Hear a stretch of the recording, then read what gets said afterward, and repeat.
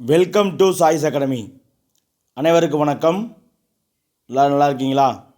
இந்த வீடியோ பதிவில் நம்ம 60 டேஸ் ஸ்டடி பிளானில் பாலிட்டியில் இருக்கக்கூடிய லெசன்ஸ் பார்த்துட்ருக்கோம். அந்த வகையில் பார்த்திங்கன்னா நமக்கு 12th யூனிட் 7 இருக்கக்கூடிய தேச கட்டமைப்பின் சவால்கள் அப்படிங்கிற பாடத்தினுடைய 3ஆம் பாகம் தான் நம்ம இந்த வீடியோ பதிவில் பார்க்க போகிறோம். சரிங்களா? இதற்கு முன்னாடி 2 வீடியோ பதிவுகள் நம்ம கொடுத்துருக்கோம். அதை ஒரு முறை பாருங்கள், உங்களுக்கு கண்டிப்பாக பயனுள்ளதாக இருக்கும். சரிங்களா? நம்ம நேரடியாக பாடத்துக்கு போயிடலாமா? பாருங்கள், இதற்கு முந்தைய வீடியோ பதிவில் நம்ம 7.3 வரைக்கும் நம்ம கம்ப்ளீட் பண்ணியிருப்போம். சரிங்களா? இந்த பதிவில் நம்ம 7.4 அண்டு 7.5 கம்ப்ளீட் பண்ணிடுவோம். அதோட இந்த பாடமும் நமக்கு முடிஞ்சிருச்சு.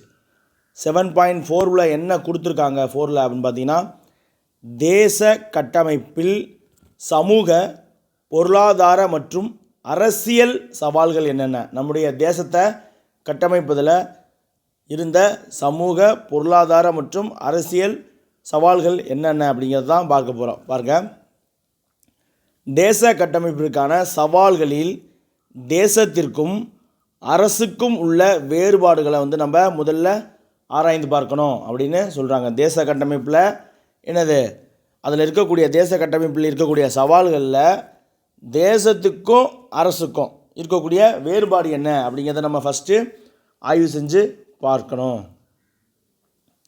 இங்கே பாருங்கள், இது செயல்பாடாக கொடுத்துருக்காங்க, டி சார்ட்டுன்னு சொல்லிட்டு. அதை படிக்கிற ஸ்டூடெண்ட்ஸ்க்கு ஒரு செயல்பாடாக ஹிந்து நாளிதழில் இந்த தெலுங்கானா இது பண்ணாங்க இல்லையா, அதை கொடுத்துருக்காங்க. பாருங்கள், எதை பற்றி கொடுத்துருக்காங்க அப்படின்னா, ஒரு டி சார்ட் அப்படிங்கிறது என்ன, ஃபஸ்ட்டு ஒரு டி சார்ட் நம்ம கொடுத்துருக்காங்க. டி சார்ட் அப்படின்னா என்ன அப்படின்னு பார்த்தீங்கன்னா, ஒருவித பட விளக்கம் தருகின்ற அமைப்பை தான் என்னது டி சார்ட் அப்படின்னு சொல்லுவாங்க. ஒருவேளை நமக்கு கலைச்சொற்கள் கூட கேட்கலாம், டி சார்ட்னா என்னன்னு கேட்டால் தானே. கீழ்கண்ட பத்தியினை படித்து அதில் உள்ள சாதக பாதக அம்சங்கள், நன்மை தீமைகள், தரவுகள், கருத்துக்கள் மேலும் பல பற்றி சொல்லியிருக்காங்க. சரிங்களா? என்ன அப்படின்னு பார்த்தீங்கன்னா, தி இந்து நாளிதழில் 19/2/2014, சரிங்களா, 19/2/2014 வெளிவந்தது. ஆந்திர பிரதேசம் 2 மாநிலங்களாக நாடாளுமன்ற சட்டத்தின் மூலம் ஜூன் 2, 2014 அன்று பிரிக்கப்பட்டது. சரிங்களா? ஆந்திர மாநிலம் என்னது 2 மாநிலங்களாக நாடாளுமன்ற சட்டத்தின் மூலம் ஜூன் 2, 2014 அன்று பிரிக்கப்பட்டது. இதன் மூலம் பல 10 ஆண்டு கால கோரிக்கைகளானது நிறைவடைந்தது. சரிங்களா? பல 10 ஆண்டு கால கோரிக்கைகள் என்னது தெலுங்கானாவுக்கு நிறைவடைந்தது. அந்த மக்கள் வேலைவாய்ப்பு இந்த போன்ற விஷயங்களில் தெலுங்கானா மக்கள் பாதிக்கப்படுவதாகவும், ஆந்திர பிரதேசத்தை சேர்ந்த மக்கள் அதிகமாக வேலைவாய்ப்புகளை பயன்படுத்துகிறதாகவும் கோரிக்கைகள் பிரச்சனைகள்லாம் இருந்துச்சு. அதெல்லாம் சரி பண்ணி மாநிலங்களாக பிரிச்சுட்டாங்க. சரிங்களா? ஓகே, அதை பற்றி சாதகம் என்ன பாதகம் என்ன அப்படின்னு கேட்டிருக்காங்க. சாதகம் அப்படின்னு பார்த்தீங்கன்னா, நன்மைன்னு பார்த்தீங்கன்னா, ஆந்திர பிரதேசம் ஒரு மிகப்பெரிய மாநிலமாக இருந்துச்சு. அது பிரிக்கப்பட்டது நிர்வாக ரீதியாக ஒரு வசதியாக இருக்கும் நிர்வாகம் பண்ணுறதுக்கு. அது மட்டும் இல்லாமல் ஆந்திராவில் பார்த்திங்கன்னா பேர் சொல்லக்கூடிய அளவில் ஹைதராபாத் போன்ற சில முக்கியமான சிட்டிஸ் மட்டும்தான் இருந்துச்சு. மாநிலங்கள் பிரிக்கப்பட்டதன் விளைவாக என்ன நடந்துச்சு அப்படின்னு பார்த்திங்கன்னா, விசாகப்பட்டினம் ஒரு சென்னையை போன்ற மற்றும் ஒரு பெரிய துறைமுக நகரமாக விசாகப்பட்டினம் வளர்ச்சியடைய ஆரம்பிச்சிச்சு. அதே போல் ஆந்திர பிரதேசில் தலைநகராக அமராவதி ஆக்கலாம் அப்படின்னு சொல்லிட்டு அதற்கான அந்த நகரத்தை இன்ஃப்ராஸ்ட்ரக்சர் டெவலப்மெண்ட்டு மேலும் என்னது நகரங்கள் டெவலப்மெண்ட் ஆகிறதுக்கான, ஏன்னா ஒரு பெரிய நிர்வாகமாக இருக்கும் பொழுது சிட்டிஸை டெவலப்மெண்ட் பண்ணுறது கொஞ்சம் கஷ்டமாக இருந்துச்சு. இப்போ நிர்வாகம் பிரிக்கப்பட்டதுனால ஈஸியாக புதிய புதிய நகரங்கள் உருவாக்கப்படுறதுக்கு அது வழி கொடுக்கதா இருந்துச்சு. அவ்வளோதான் எனக்கு தெரிஞ்சு. சரிங்களா? இதுபோல் உங்களுக்கு தெரிஞ்சதை, மாணவர்களுக்கு தெரிஞ்சதை நீங்கள் எழுதுங்க அப்படின்னு கேட்டிருக்காங்க. அவ்வளோதான். சரி, நம்ம இப்போ இதை விட்டுட்டு நேராக பாடத்துக்கு போகலாமா? பாருங்கள், நமக்கு அரசு அப்படின்னு கொடுத்துருக்காங்க. அரசுனால் நமக்கு தெரியும், நிலப்பரப்பு, மக்கள், அரசாங்கம் மற்றும் இறையாண்மை ஆகிய 4 அலகுகளும் இருக்கும்போது அரசு அப்படிங்கிறது என்னது உருவாகும் சொல்கிறாங்க.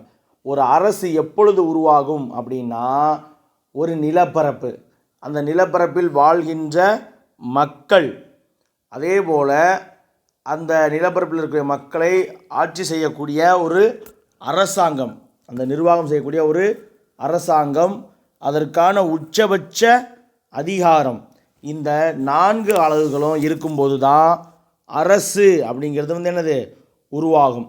அதில் வந்து பார்த்திங்கன்னா தேசிய உணர்வோ அல்லது நாம் அனைவரும் ஒருவரே அப்படிங்கிற உணர்வோ இல்லாமல் இருக்கலாம், இல்லாமல் கூட இருக்கலாம். இருந்தாலும் ஆயினும் அது அரசு அப்படின்னு தான் அழைக்கப்படும். அதாவது ஒரு அரசில் வந்து என்னது தேசிய உணர்வோ அல்லது நாம் எல்லாரும் ஒன்று அப்படின்னு நினைக்கக்கூடிய உணர்வு இல்லாமல் கூட இருந்தாலும் அது அரசு அப்படின்னு தான் அழைக்கப்படும். எப்போ ஒரு நிலப்பரப்பு, அந்த நிலப்பரப்பில் வாழ்கின்ற மக்கள், அவர்களை நிர்வாகம் செய்கின்ற அரசாங்கம், அவற்றிற்கான உச்சபட்ச அதிகாரம், இது எல்லாம் இருந்துச்சுன்னா அது அரசு. சரிங்களா? முடிஞ்சு. அடுத்து வாங்க. நாட்டு மக்கள் அனைவரும் ஒருவரே என்ற உணர்வு அவர்களுக்கு இடையே நிலவும் போது மற்ற வேறுபாடுகள் அனைத்தும் ஒருமைப்பாட்டிற்கு கீழானது அப்படின்னு ஆயிரும். அந்த நிலப்பரப்பில் வாழ்கின்ற மக்கள் அனைவருக்கும் நாம் எல்லோருமே வந்து என்னது ஒரே நாட்டினுடைய குடிமக்கள் அப்படின்னு சொல்லி அந்த மக்களுக்கு உணர்வானது ஏற்படும் பொழுது அங்கே இருக்கக்கூடிய மற்ற வேறுபாடுகள் எல்லாமே வந்து என்னது அவர்களுடைய அந்த ஒற்றுமைக்கு, அந்த ஒருமைப்பாட்டிற்கு கீழே அப்படின்னு ஆயிரும். இப்போ நம்ம தமிழ் பேசுகிறோம், பக்கத்தில் மலையாளம் பேசுகிறாங்க, ஆந்திரா பேசுகிறாங்க, கன்னடா பேசுகிறாங்க, இப்படியெல்லாம் நமக்குள்ள வேறுபாடு இருந்தாலும் நாம் அனைவரும் இந்தியர்கள் அப்படின்னு சொல்லி நம்ம அந்த ஒருமைப்பாட்டுக்குள்ளே வரும் பொழுது நம்மக்கிட்ட இருக்கக்கூடிய அந்த வேறு மொழி சார்ந்தோ இனம் சார்ந்தோ இருக்கக்கூடிய பிரச்சனையெல்லாம் நம்முடைய அந்த இந்திய ஒற்றுமை அப்படிங்கிற அந்த ஒருமைப்பாட்டுக்கு கீழானதாக ஆயிரும் அப்படின்னு சொல்கிறாங்க. சரிங்களா? அடுத்து தேசம். அரசுனா என்ன அப்படின்னு சொல்லி பார்த்துட்டோம். இப்போ வந்து என்னது தேசம்னா என்ன அப்படின்னு சொல்லி பார்க்க போகிறோம். தேசம் அப்படிங்கிற பொருள் தரக்கூடிய நேஷன் அப்படின்ற சொல் வந்து ஒரு லத்தீன் சொல். சரிங்களா? லத்தீன் மொழியிலிருந்து வந்தது தான். சரிங்களா? அப்போ நேஷன் அப்படிங்கிற வார்த்தை வந்து எங்கேருந்து வந்துச்சு? லத்தீன் மொழியிலிருந்து எடுக்கப்பட்டது. அனைவருமே ஒரு இரத்த பந்தம் உடையவர்கள் என்ற பொருளில் இந்த கருத்துரு உருவாகியது. சரிங்களா? எல்லாருமே வந்து என்னது ஒரே பிளட்டு ரிலேஷன்ஷிப் அப்படிங்கிற ஒரு கருத்தின் அடிப்படையில் தான் இந்த கருத்துரு வந்து என்னது உருவாகுது. ஆகவே நேஷனிம் அப்படிங்கிற லத்தீன் நேஷனிம் அப்படிங்கிற லத்தீன் சொல் இனம். சரிங்களா? லத்தீன் சொல் வந்து என்னது இனம் அப்படிங்கிற பொருளில் தேசத்தை குறிப்பிட்டது. சரிங்களா? நேஷனிம் அப்படின்ற லத்தீன் சொல் இனம் அப்படிங்கிற மீனிங்கில் தேசத்தை தான் வந்து என்னது குறிப்பிட்டது. மக்களிடையே நிலவக்கூடிய ஒற்றுமை அப்படிங்கிறத குறிக்க இந்த சொல் வந்து என்னது பயன்படுத்தப்பட்டது. மக்களிடையே இருக்கக்கூடிய ஒற்றுமை அப்படிங்கிறத குறிக்கத்தான் வந்து என்னது இந்த இனம் அப்படிங்கிற சொல் வந்து என்னது தேசம் அப்படிங்கிற சொல். சரிங்களா? நேஷனிம் அப்படின்ற லத்தீன் சொல் வந்து இனம் அப்படிங்கிற பொருளில் தேசத்தை வந்து குறிக்குது. இந்த தேசம் அப்படிங்கிற சொல் வந்து எதற்கு பயன்படுது அப்படின்னு பார்த்தீங்கன்னா, தேசம் அப்படிங்கிற சொல் மக்களுக்கு இடையே இருக்கக்கூடிய ஒற்றுமையை குறிக்க தான் இந்த தேசங்கிற சொல் பயன்படுத்தப்பட்டது. பழமையான கருத்துப்படி ஒரு தேசம் அரசாக இருக்க வேண்டிய தேவை இல்லை. சரிங்களா? ஒரு தேசமானது, அதாவது ஒரு குறிப்பிட்ட மக்கள் இருக்கக்கூடிய தேசமானது ஒரு அரசாக இருக்கணும் அப்படின்ற எந்த விதமான தேவையுமே வந்து என்னது கிடையாது. அடுத்து வந்து தேசியம் அப்படின்னா என்னன்னு சொல்லி பார்க்க போகிறோம். தேசியம் அப்படின்னா, தேசியம் அப்படின்ற கருத்தானது வரையறுப்பது அவ்வளவு ஈஸியானது கிடையாது, சுலபம் கிடையாது. தனிப்பட்ட ஒரு காரணியை வந்து வச்சு இதை வந்து ஆராயவும் முடியாது. முக்கியமாக பார்த்தீங்கன்னா ஒற்றுமை உணர்வு, பலதரப்பட்ட செயல்களுடைய முடிவு, இனம் மற்றும் மொழி குழுமம், அடுத்து பொது அரசியல் விருப்பம், எல்லாவற்றுக்கும் மேலாக பார்த்தீங்கன்னா வரலாற்று வளர்ச்சி, இது எல்லாமே வந்து என்னது ஒரு தேசியம் அமைவதற்கு காரணமாகுது. சரிங்களா? தேசியம் அப்படிங்கிறத நம்ம ஒரு ஈஸியாக வந்து அதை டிஃபைன் பண்ணி சொல்லிட முடியாது, அதுக்கான டெஃபனிஷன் வந்து கொடுத்துட முடியாது. ஒரு தனிப்பட்ட காரணியை மட்டுமே வச்சு இதுதான் தேசியம் அப்படின்னு சொல்லிட முடியாது. சரிங்களா? அப்போ தேசியம் அப்படிங்கிறது அமைவதற்கு எதெல்லாம் காரணமாக இருக்குது அப்படின்னு சொல்லி பார்த்தீங்கன்னா, மக்களிடையே இருக்கக்கூடிய ஒற்றுமை உணர்வு, பல்வேறு செயல்களுடைய முடிவு, இனம் மற்றும் மொழிகளுடைய குழுமம், அடுத்து பொதுவான அனைத்து மக்களினுடைய பொதுவான அரசியல் விருப்பம், இது எல்லாத்தையும் விட மேலாக பார்த்திங்கன்னா வரலாற்று வளர்ச்சி, இது எல்லாம் தான் வந்து என்னது ஒரு தேசியம் அப்படிங்கிறது அமைவதற்கு காரணமாக இருக்குது. அடுத்து பார்ப்போமா. தேசமானது குறிப்பாக பொருளியல், சரிங்களா, தேசமானது குறிப்பாக பொருளியல் வாழ்வு, மொழி மற்றும் நிலப்பரப்பு என பல அலகுகள் ஒருங்கே அமைக்கப்பட்டு தேசமானது உருவாக்கியது அப்படின்னு சொல்லி யார் சொல்கிறா அப்படின்னா எர்னஸ்ட் ரெனான் அப்படிங்கிறவர் வாதிக்கிறார். பாருங்க, ஒரு தேசமானது குறிப்பாக பார்த்தீங்கன்னா பொருளியல் வாழ்வு, மொழி மற்றும் நிலப்பரப்பு அப்படின்னு சொல்லி பல அலகுகள் வந்து ஒருங்கே அமைக்கப்பட்டு தேசம் உருவாச்சு அப்படின்னு சொல்லி எர்னஸ்ட் ரெனான் அவர்கள் வந்து என்னது வாதாடுறார். ஒரு தேசம் எப்படி உருவானதுன்னா குறிப்பாக பார்த்தீங்கன்னா ஒரு பொருளியல் வாழ்வு, மொழி மற்றும் நிலப்பரப்பு போன்ற பல வகையான விஷயங்கள் எல்லாம் ஒன்றாக சேர்ந்து தான் ஒரு தேசம் அப்படிங்கிறது உருவாகுது அப்படிங்கிறார். இவருடைய கருத்துப்படி, யார், எர்னஸ்ட் ரெனான் அவர்களுடைய கருத்துப்படி தேசம் அப்படிங்கிறது ஒரு ஆன்மா, அது ஒரு ஆன்மீக கோட்பாடு. அந்த ஆன்மீக கோட்பாட்டில் 2 விதமான அம்சங்கள் அடங்கியிருக்கு அப்படின்னு சொல்கிறார். யார், எர்னஸ்ட் ரெனான் அவர்கள். ஒன்று என்ன, 2 கோட்பாடு சொல்கிறாரியா. ஒன்று என்ன அப்படின்னு பார்த்தீங்கன்னா, ஒன்று கடந்த கால அம்சம். ஒரு நாட்டுன்னா அதுக்கு கடந்த காலம் இருக்கு இல்லையா, அது கடந்த கால அம்சம்.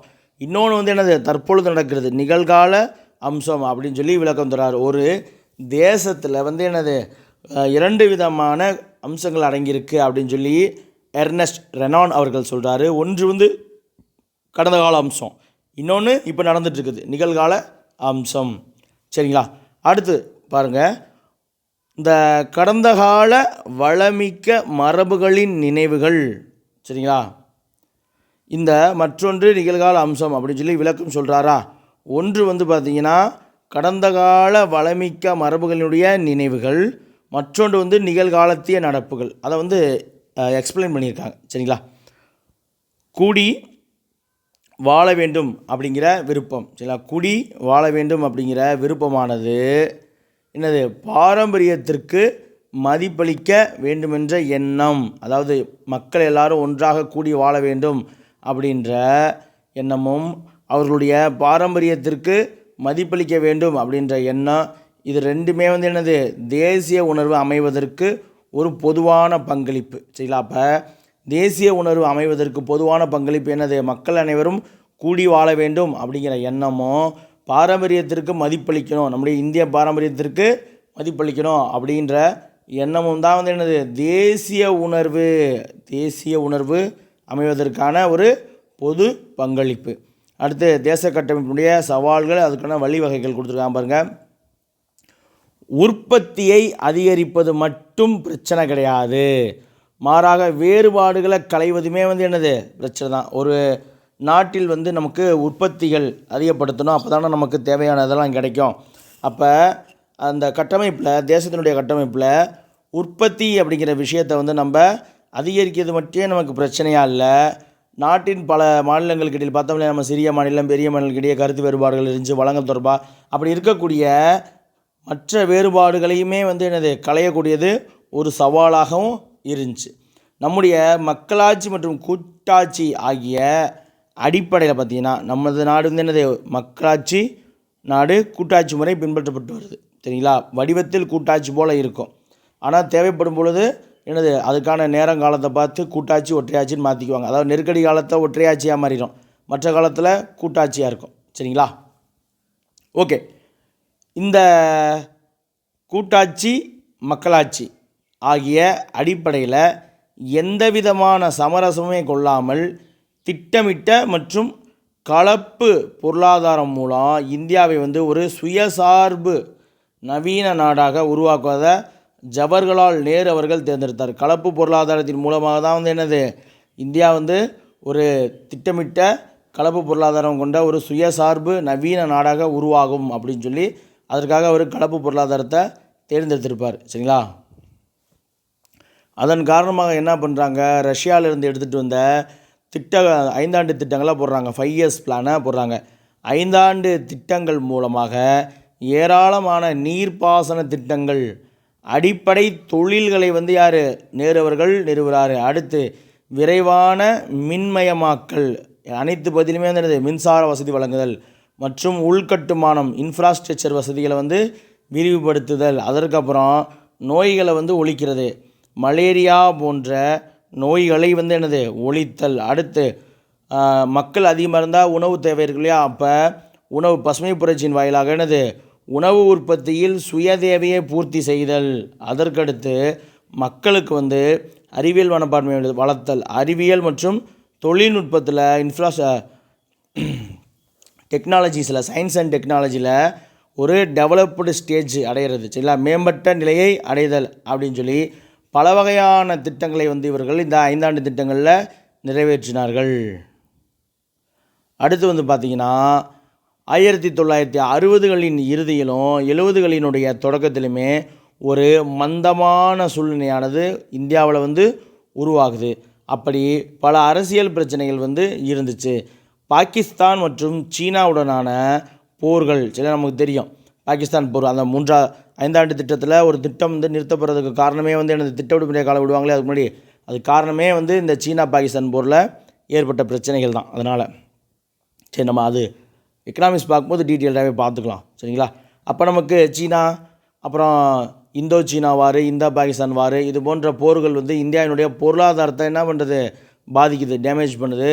அடுத்து வந்து பார்த்திங்கன்னா இந்திரா காந்தி அவர்கள் வந்து என்ன பண்ணுறாங்க, வங்கிகளை நாடு இணைப்பு செய்கிறாங்களே, தேசியமயமாக்குறாங்க அந்த வேலையை செய்கிறாங்க. அப்போ இந்திரா காந்தி அவர்கள் மேற்கொண்ட வங்கிகள் வந்து நாட்டுடைமையாக்கப்பட்ட நடவடிக்கை, ராஜீவ்காந்தி அவர்கள் செய்த மின்னணுவியல் புரட்சி, சரிங்களா, மின்னணுவியல் புரட்சி, எலக்ட்ரானிக்ஸ் ரெவல்யூஷன், இது எல்லாமே இந்தியாவில் வந்து நல்ல விளைவுகளை ஏற்படுத்தியது. இந்தியாவில் நல்ல விளைவுகளை ஏற்படுத்தியது. இந்திரா காந்தி வந்து பேங்க்ஸை வந்து 2 டைமு நாட்டுடைமை ஆக்குவாங்க, ரெண்டு பார்ட்டாக பண்ணுவாங்க, சரிங்களா. முதல் முறை அப்புறம் 2ஆம் முறைன்னு சொல்லி ஜூலை மாதம் நினைக்கிறேன், அப்படி ஒரு இதாக பண்ணுவாங்க. அது எல்லாமே எக்கனாமிக்ஸில் வரும். பட் நம்ம இதை ஜஸ்ட் தெரிஞ்சுக்குவோம் இந்த விஷயம். அப்புறம் ராஜீவ்காந்தி அவர்கள் வந்து இந்த மின்னணுவியல் துறையில் வந்துட்டு என்ன பண்ணுவார், புரட்சி செய்வார். இது எல்லாமே வந்து நாட்டினுடைய வளர்ச்சிக்கும் பொருளாதாரத்துக்கும் வந்து ஒரு நல்ல ஒரு நல்ல விளைவுகளை தான் வந்து தந்துச்சு.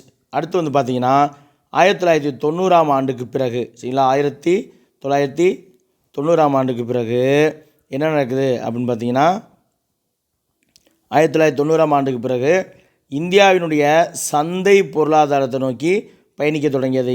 இந்தியா வந்து ஒரு சந்தை பொருளாதாரத்தை நோக்கி பயணிக்க தொடங்குது. அதன் காரணமாக 1990க்கு பிறகு இந்தியா சந்தை பொருளாதாரத்தை நோக்கி பயணிக்க தொடங்கியதன் காரணமாக என்ன நடக்குது அப்படின்னா, எல்பிஜி ஆனது இந்தியாவில் அறிமுகப்படுத்தப்படுது. அதாவது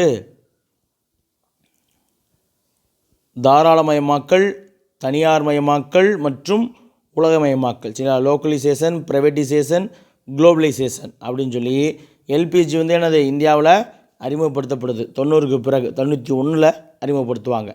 சரி, அதாவது 1991ஆம் ஆண்டு தொழிற்கொள்கையின் வாயிலாக இந்தியாவில் வந்து எல்பிஜி அப்படிங்கிறது அறிமுகப்படுத்தப்படும். இதன் காரணமாக இந்த கொள்கைகளுக்காக இந்தியாவினுடைய கதவானது திறக்கப்பட்டது. அடுத்து பாருங்கள், ஒரு முக்கியமானது கவனிங்க. 1953 அந்த வருஷம் எவரெஸ்ட் பயணம் வெற்றி பெற்றவுடன் தேசியவாதம் குறித்து முதலமைச்சர்களுக்கு நேரு அவர்கள் கடிதம் எழுதியது. அந்த கடிதத்தில் என்ன சொல்லியிருக்காரு அப்படின்னு சொல்லி பார்ப்போம். நேரு அவர்கள் என்ன பண்ணுறாரு, எவரெஸ்ட் சிகரத்தை வந்து நோக்கி பயணம் மேற்கொள்கிறாரு. அந்த பயணம் வந்து அவருக்கு 1953 வந்து பயணமானது வெற்றி பெறுது. அதை தொடர்ந்து இந்தியாவில் இருக்கக்கூடிய மாநிலங்களுடைய முதலமைச்சர்களுக்கு அவர் கடிதம் எழுதுகிறாரு. எவரெஸ்ட் உச்சியை அடைந்தது மாபெரும் சாதனை ஆகும், அது குறித்து நாம் அனைவரும் பெருமிதம் கொள்ளலாம். அதாவது அவர் போகலைங்க, முதலாக ஒருத்தர் போயிட்டு எவரெஸ்ட்டுடைய உச்சியை தொட்டுட்டு வந்திருக்காங்க. அந்த பயணத்தை சொல்கிறாங்க. நேருவே நேரடியாக எவரெஸ்ட் பயணம் போனான்னு கூட நான் சொல்லிட்டேன்னு நினைக்கிறேன். கிடையாது, நேரு போகலை. அந்த வருஷம்தான் வந்து ஒரு நபர் ஏதோ ஒரு அவர் எனக்கு பேர் தெரியல, அவர் வந்து எவரெஸ்ட் பயணத்தை வந்து வெற்றிகரமாக எவரெஸ்ட் சிகரத்துடைய உச்சியே போயிட்டு வந்தார். அப்போ மனிதர்களுக்கு, இந்தியர்களுக்கு, இங்கே இருக்கிறவங்களுக்கு ஒரு நம்பிக்கை வருது, எவரெஸ்ட் சிகரத்தோட உச்சி கூட நம்மளால் போயிட்டு வர முடியும்னு. அதை பற்றி தான் நேரு அவர்கள் வந்து என்ன பண்ணுறாரு, முதலமைச்சர்களுக்கு அவருடைய கடிதத்தில் குறிப்பிட்டார். எவரெஸ்ட் உச்சியை அடைந்தது மாபெரும் சாதனை. அதை பற்றி நம்ம பெருமை கொள்ளலாம். இங்கே சில மனிதர்கள் அற்பமான குறுகிய தேசியவாத கண்ணோட்டத்தினை வெளிப்படுத்துகின்றனர். எவரெஸ்டை முதலில் அடைந்த டென்சிங் இந்தியரா அல்லது நேபாளியா என்று கேள்வி எழுப்பப்படுகிறது. அப்போ எவரெஸ்டை முதலில் அடைந்தவர் யார்? டென்சிங் அப்படிங்கிற நபர். மற்றவர் உதவியின்றி எதையும் செய்து முடிக்க முடியாது. மற்றவருடைய உதவி இல்லாமல் எதையுமே நம்மளால் செய்ய முடியாது.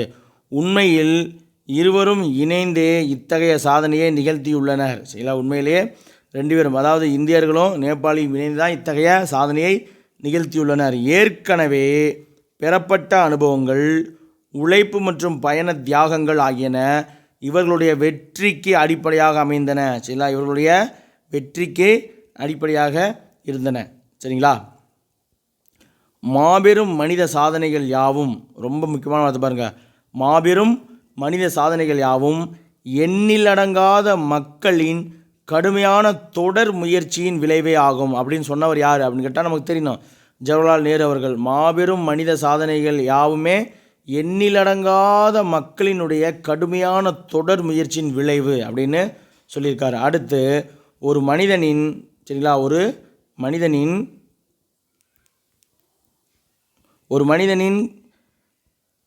கடைபிடிக்கப்பட்டு ஒரு மனிதனின் ஒரு மனிதனின் கடைசி படிக்கட்டு மற்றொருடைய தொடக்கம் என்பதனை யாருமே மறுக்க முடியாது. கரெக்டாக? ஒரு மனிதனோட கடைசி ஸ்டெப் இன்னொரு மனிதனுடைய ஃபஸ்ட்டு ஸ்டெப்பாக கூட இருக்கலாம். அதாவது இதுக்கு எக்ஸாம்பிள் பார்த்தீங்கன்னா, இப்போ ஒரு 50 அடி தோண்டுனா அந்த புதையல் இருக்குது அப்படின்னு இருக்குது. அதை ஒருத்தன் என்ன பண்ணுறான், ஒரு 30 அடி வரைக்கும் தோண்டிட்டு அவன் கடைசி அடி இதுக்கு மேலே முடியல, கடைசி அடியை விட்டுட்டு போகிறான். இன்னொருத்தன் இந்த குழியை பார்த்துட்டு சரி நம்மளும் தான் தோண்டி பார்ப்பேன்னு தோன்றான். அப்போ ஒரு மனிதனுடைய கடைசி அடி இன்னொரு மனிதனுடைய முதலடியாக கூட இருக்கலாம் அப்படின்னு சொல்லி இங்கே ஞாபகம் வச்சலாம். சரி, அடுத்து, இப்படி வாதிப்பது சரிங்களா? அப்போ இவ்வாறு விவாதிப்பது இந்த விஷயங்கள் குறுகிய மற்றும் கண்டனத்திற்குரிய தேசியவாதம் ஆகும். இது நாட்டிற்கு பெருமை சேர்க்காது என்பதை உணர வேண்டும். மேலும் அது மக்களை குறுகிய மனப்பான்மையோடு ஒருவித தாழ்வு மனப்பான்மைக்கு இட்டு செல்லும் அப்படின்னு எழுதுகிறார். அடுத்து, இந்தியாவில் வேளாண்மையில் ஏற்பட்ட சவால்கள் பார்க்கலாமா? 1990களின் மத்தியில் வேளாண்மை துறையில் பின்தங்கிய நிலை உருவாகுது. சரிங்களா? ஏராளமான, ஏன்னா எல்லாம் எல்பிஜி அறிமுகப்படுத்தினால தொழில் அதில் போயிட்டாங்க, விவசாயம் பேக் டவுன் ஆகுது. அப்போ ஏராளமான விவசாயிகள் தற்கொலை செய்து கொண்டனர். ஏற்றுமதி தொடர்பான விவசாயம் கடுமையாக பாதித்தது. குறிப்பாக பார்த்திங்கன்னா, மகாராஷ்டிரா மாநிலத்தினுடைய விதர்பா பகுதியைச் சேர்ந்த பருத்தி விவசாயிகள் பாதிப்புள்ளாகிறாங்க. 1990க்கு அப்புறம் விவசாயத்தில் ஏற்பட்ட பின்தங்கிய நிலையின் காரணமாக பல்வேறு விவசாயிகள் தற்கொலை செய்து கொள்கிறாங்க. விவசாய ஏற்றுமதி தொடர்பான விவசாயம் பாதிப்புக்குள்ளாகுது. குறிப்பாக பார்த்திங்கன்னா, மகாராஷ்டிராவில் இருக்கக்கூடிய விதர்பா பகுதியைச் சேர்ந்த பருத்தி விவசாயிகள் கடுமையான பாதிப்புக்கு உள்ளாகிறாங்க. இந்தியாவில் பார்த்திங்கன்னா 60 விழுக்காடு மக்கள் விவசாயத்தை தான் தொழிலாக செய்கிறாங்க. அப்போ இந்தியாவில் 60 விழுக்காடு மக்கள் விவசாய தொழிலில் ஈடுபட்டு உள்ளனர். வேளாண்மை துறையினுடைய வளர்ச்சி வீதமானது 1996-97லிருந்து 2004-2005 வரைக்கும் 1.65%. சரிங்களா? இந்தியாவினுடைய விவசாயத்துறை வளர்ச்சி வீதம் அப்படிங்கிறது 1996-97லேருந்து 2024-25 எவ்வளவு இன்க்ரீஸ் ஆகிருக்குன்னு பார்த்தீங்கன்னா 1.65 விழுக்காடு தான் இன்க்ரீஸ் ஆகிருக்கு. இந்தியாவில் 2வதான விவசாய நெருக்கடி உருவாக இதுதான் ஒரு காரணமாக இருந்துச்சு. ஏன்னா இவ்வளோ கம்மியான வளர்ச்சி இருக்கு இல்லையா, அதனால் இந்தியாவில் 2வது விவசாய நெருக்கடி நடைபெறும். அப்போ 1வது விவசாய நெருக்கடி எப்போ நடைபெற்றது அப்படின்னு பார்த்தீங்கன்னா 1960களில் தொடக்கத்தில் நிகழ்ந்தது. அதை வச்சு தான் பசுமை புரட்சி அறிமுகப்படுத்தியிருப்பாங்க. அப்போ 2வது விவசாய நெருக்கடி எப்போ 1990களில் ஏற்படும். அதற்கான காரணத்தையும் சொல்லிட்டாங்க. 96, 97 to 2004, 2005 விவசாயத்தினுடைய வளர்ச்சி 1.65 இருக்குது. இப்போ இது என்ன ஆகுது, இந்தியாவில் 2வது விவசாய நெருக்கடி அப்படிங்கிற ஒரு சூழ்நிலையை உருவாவதற்கு காரணமாக இருக்குது. 2வது விவசாய நெருக்கடி உருவாக இது ஒரு காரணமாக இருந்தது. அடுத்து பார்த்திங்கன்னா, பணக்கார மற்றும் நடுத்தர விவசாயிகளுக்கான மானியமானது இலவச மின்சாரம், ஆதார விலை நிர்ணயம். அதாவது ஒரு பயிருன்னா இப்போ ஒரு ஒரு ஒரு ஒரு கிலோ நெல்லுன்னா அது குறைந்தபட்ச விலை, ஆதாரமான நிலை. இந்த நெல்லுக்கு வந்து ஒரு 100 ரூபா அப்படின்னு சொல்கிறது. அதான் வந்து என்னது ஆதார விலை நிர்ணயம். இலவச பாசனம் மற்றும் இலவச உரம் ஆகியவற்றுக்கான மானியம் குறைக்கப்படலை. இதெல்லாமே வந்து என்னது குறைக்கப்படவில்லை. ஆனால் இந்த துறையில் அரசு முதலீடு அப்படிங்கிறது குறைக்கப்பட்டுருச்சு. அதாவது வந்து பார்த்திங்கன்னா இந்த நெருக்கடிக்கான காரணம் என்னது, விவசாயத்துறையினுடைய வளர்ச்சி கம்மியாக இருக்குது. ஏன் கம்மியாக இருக்குது அப்படின்னு பார்த்தீங்கன்னா, பணக்கார மற்றும் நடுத்தர விவசாயிகளுக்கான மானியம் தருவாங்களே, அந்த மானியம், இலவச மின்சாரம், ஆதார விலை நிர்ணயம், இலவச நீர்ப்பாசனம் மற்றும் இலவச உரம், இதுக்கான மானியங்கள் எதுவுமே குறைக்கப்படலை. ஆனால் அரசாங்கம் இந்த விவசாயத்துறையில் அரசினுடைய முதலீடு அப்படிங்கிறது எதுவுமே செய்யலை, குறைச்சிட்டாங்க. அரசினுடைய முதலீட்டை வந்து என்னது குறைச்சிட்டாங்க. மானியங்கள் இதெல்லாம் குறைக்காமல் அரசு விவசாயத்துறையில் முதலீட்டை கொஞ்சம் கொஞ்சமாக குறைச்சிருச்சு. அதன் காரணமாகத்தான் விவசாயத்துறையினுடைய வளர்ச்சி குறைஞ்சிருச்சு. அப்படி இருக்கும் பொழுது 2008-2009 ஆண்டு நிதிநிலை அறிக்கையில் வந்து பார்த்திங்கன்னா, அமெரிக்காவினுடைய மதிப்பில் $15 பில்லியன் மதிப்பிலான விவசாயிகளுடைய கடனானது ரத்து செய்யப்பட்டது. சரிங்களா? அப்போ அமெரிக்க மதிப்பில் $15 பில்லியன் மதிப்பிலான விவசாயிகளுடைய கடனானது எப்பொழுது ரத்து செய்யப்பட்டது அப்படின்னு கேட்டிங்கன்னா, 2008-2009 ஆண்டு நிதிநிலை அறிக்கையில் தான் வந்து என்னது அவ்வளோ பெரிய அமௌண்ட்டை வந்து விவசாயிகளுடைய கடனை ரத்து செய்கிறாங்க. அதே சமயத்தில் 80% 80% வந்து சிறு விவசாயிகளால் விவசாய கடன்களை பெற முடியல. அந்த நேரத்தில் வந்து பார்த்திங்கன்னா, சிறு விவசாயிகளில் ஒரு 80% பேர் வந்து அவர்களால் வந்து எந்த விதமான விவசாய கடன்களையும் வாங்க முடியல. 60 மில்லியன் ஹெக்டேர் நிலங்கள் வந்து தரிசாக போடப்பட்டதால் பஞ்சம் ஏற்படுது. அவங்களால வந்து எந்த விதமான மானியங்களும் எந்த விதமான கடன்களும் வாங்க முடியல. அப்படிங்கிறனால விவசாயம் செய்ய முடியாது. அப்போ விவசாயம் செய்யலைன்னா என்ன பண்ண முடியும், ஆட்டோமேட்டிக்காக நிலத்தை தரிசாக போடுறது தான். அதன் காரணமாக 60 ஹெக்டேக்கர் நிலங்கள் வந்து தரிசாக போடப்படுது. அவ்வளோ நிலம் தரிசாக போட்டு விவசாயம் இல்லாமல் போச்சுன்னா உணவு பஞ்சம் ஏற்படும் இல்லையா? அதன் காரணமாக தான் என்ன நடக்குது, பஞ்சமானது ஏற்பட்டது. அந்த சமயத்தில் அது வந்து அளவுக்கு அதிகமான பொருளாதார இழப்பை ஏற்படுத்தி விவசாயிகளை வந்து மேம்படுத்தும் அரசினுடைய உதவியானது என்னது குறைக்கப்பட்டது.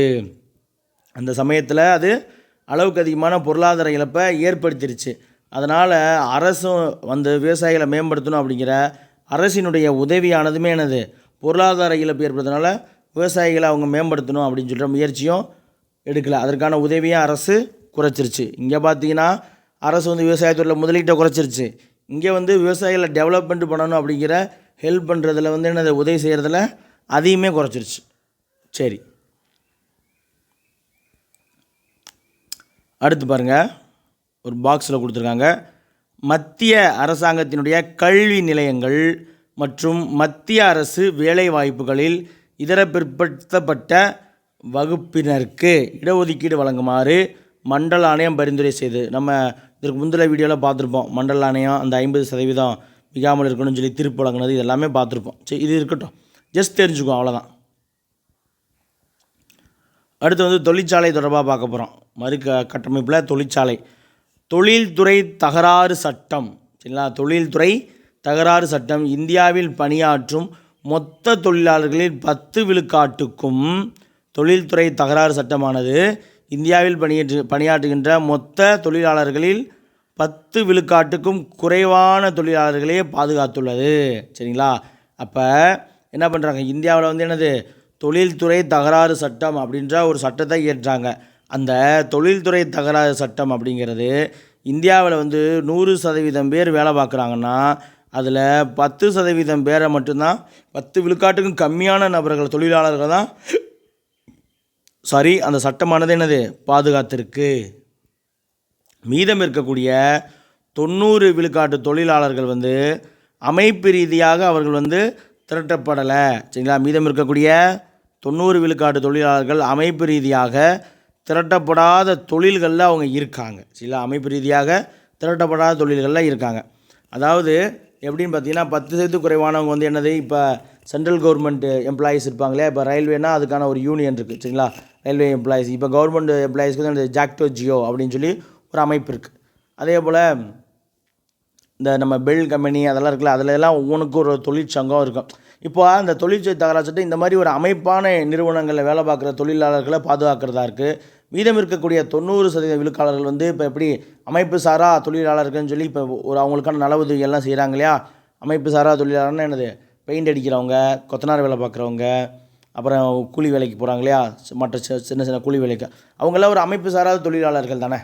அப்போ அந்த 90 விழுக்காடு பேர் வந்து என்னது, அந்த அமைப்பு ரீதியாக திரட்டப்படாத தொழில்களில் இருக்காங்க.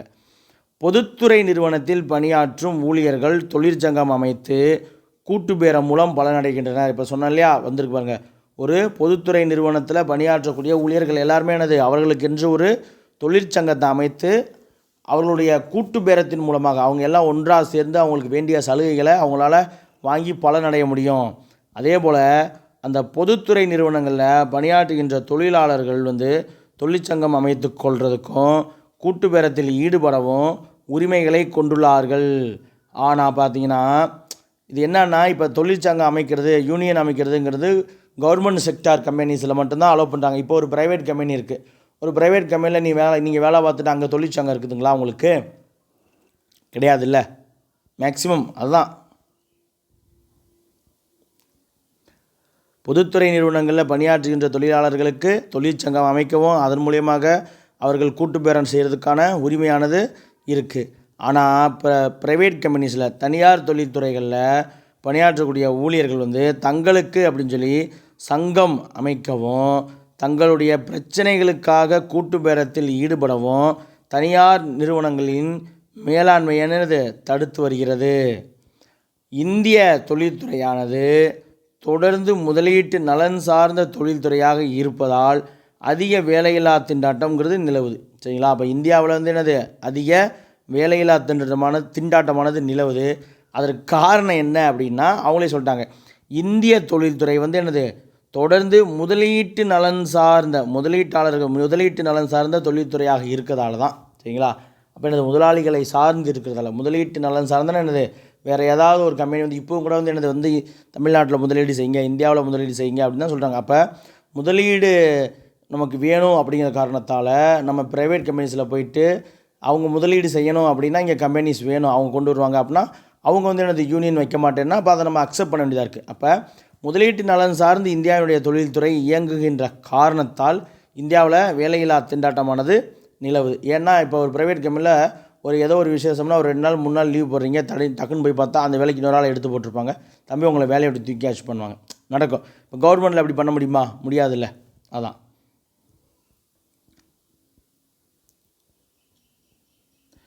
இந்த நிலை வந்து முறைசாரா மற்றும் தற்காலிக பணியாளர்களுடைய எண்ணிக்கையை அதிகரிக்க செய்யுது. இப்போ சொன்னேன் இல்லையா, இந்த நிலை, இந்த வேலையில்லா திண்டாட்டம்னது முறைசாரா மற்றும் தற்காலிக பணியாளர்களுடைய எண்ணிக்கையை அதிகரிக்க செய்யுது. டெம்பரவரியாக யாரையுமே பர்மனெண்ட் பண்ணுறதுக்குள்ளே டெம்பரவரியாக இருக்கிற மாதிரியே ஒரு நிலையை ஆக்குது. சரிங்களா?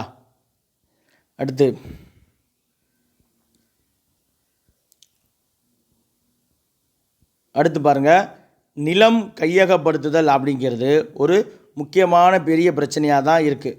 பழங்குடியின மக்களை வந்து இடம்பெற செய்ய முடியவில்லை. சரிங்களா? பழங்குடியின மக்களை வந்து என்னது, இடம்பெயர செய்ய முடியவில்லை.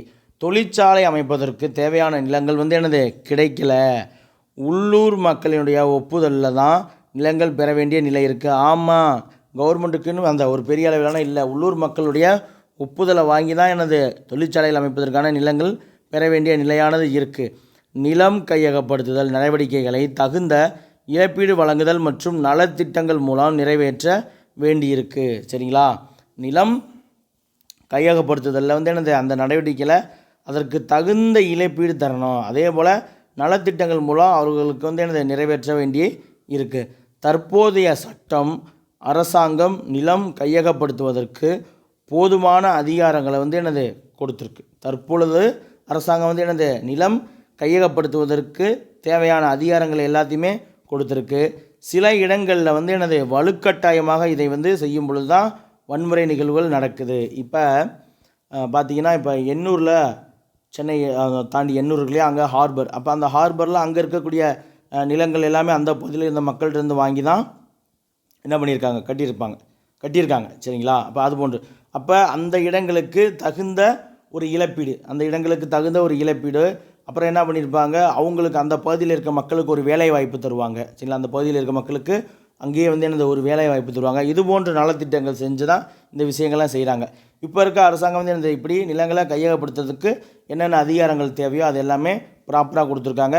சில இடங்களில் வந்து நம்ம வலுக்கட்டாயமாக அந்த அதிகாரங்களை மீறி செயல்படும் பொழுது வன்முறை அப்படிங்கிறது நடக்குது அப்படின்னு சொல்லியிருக்காங்க.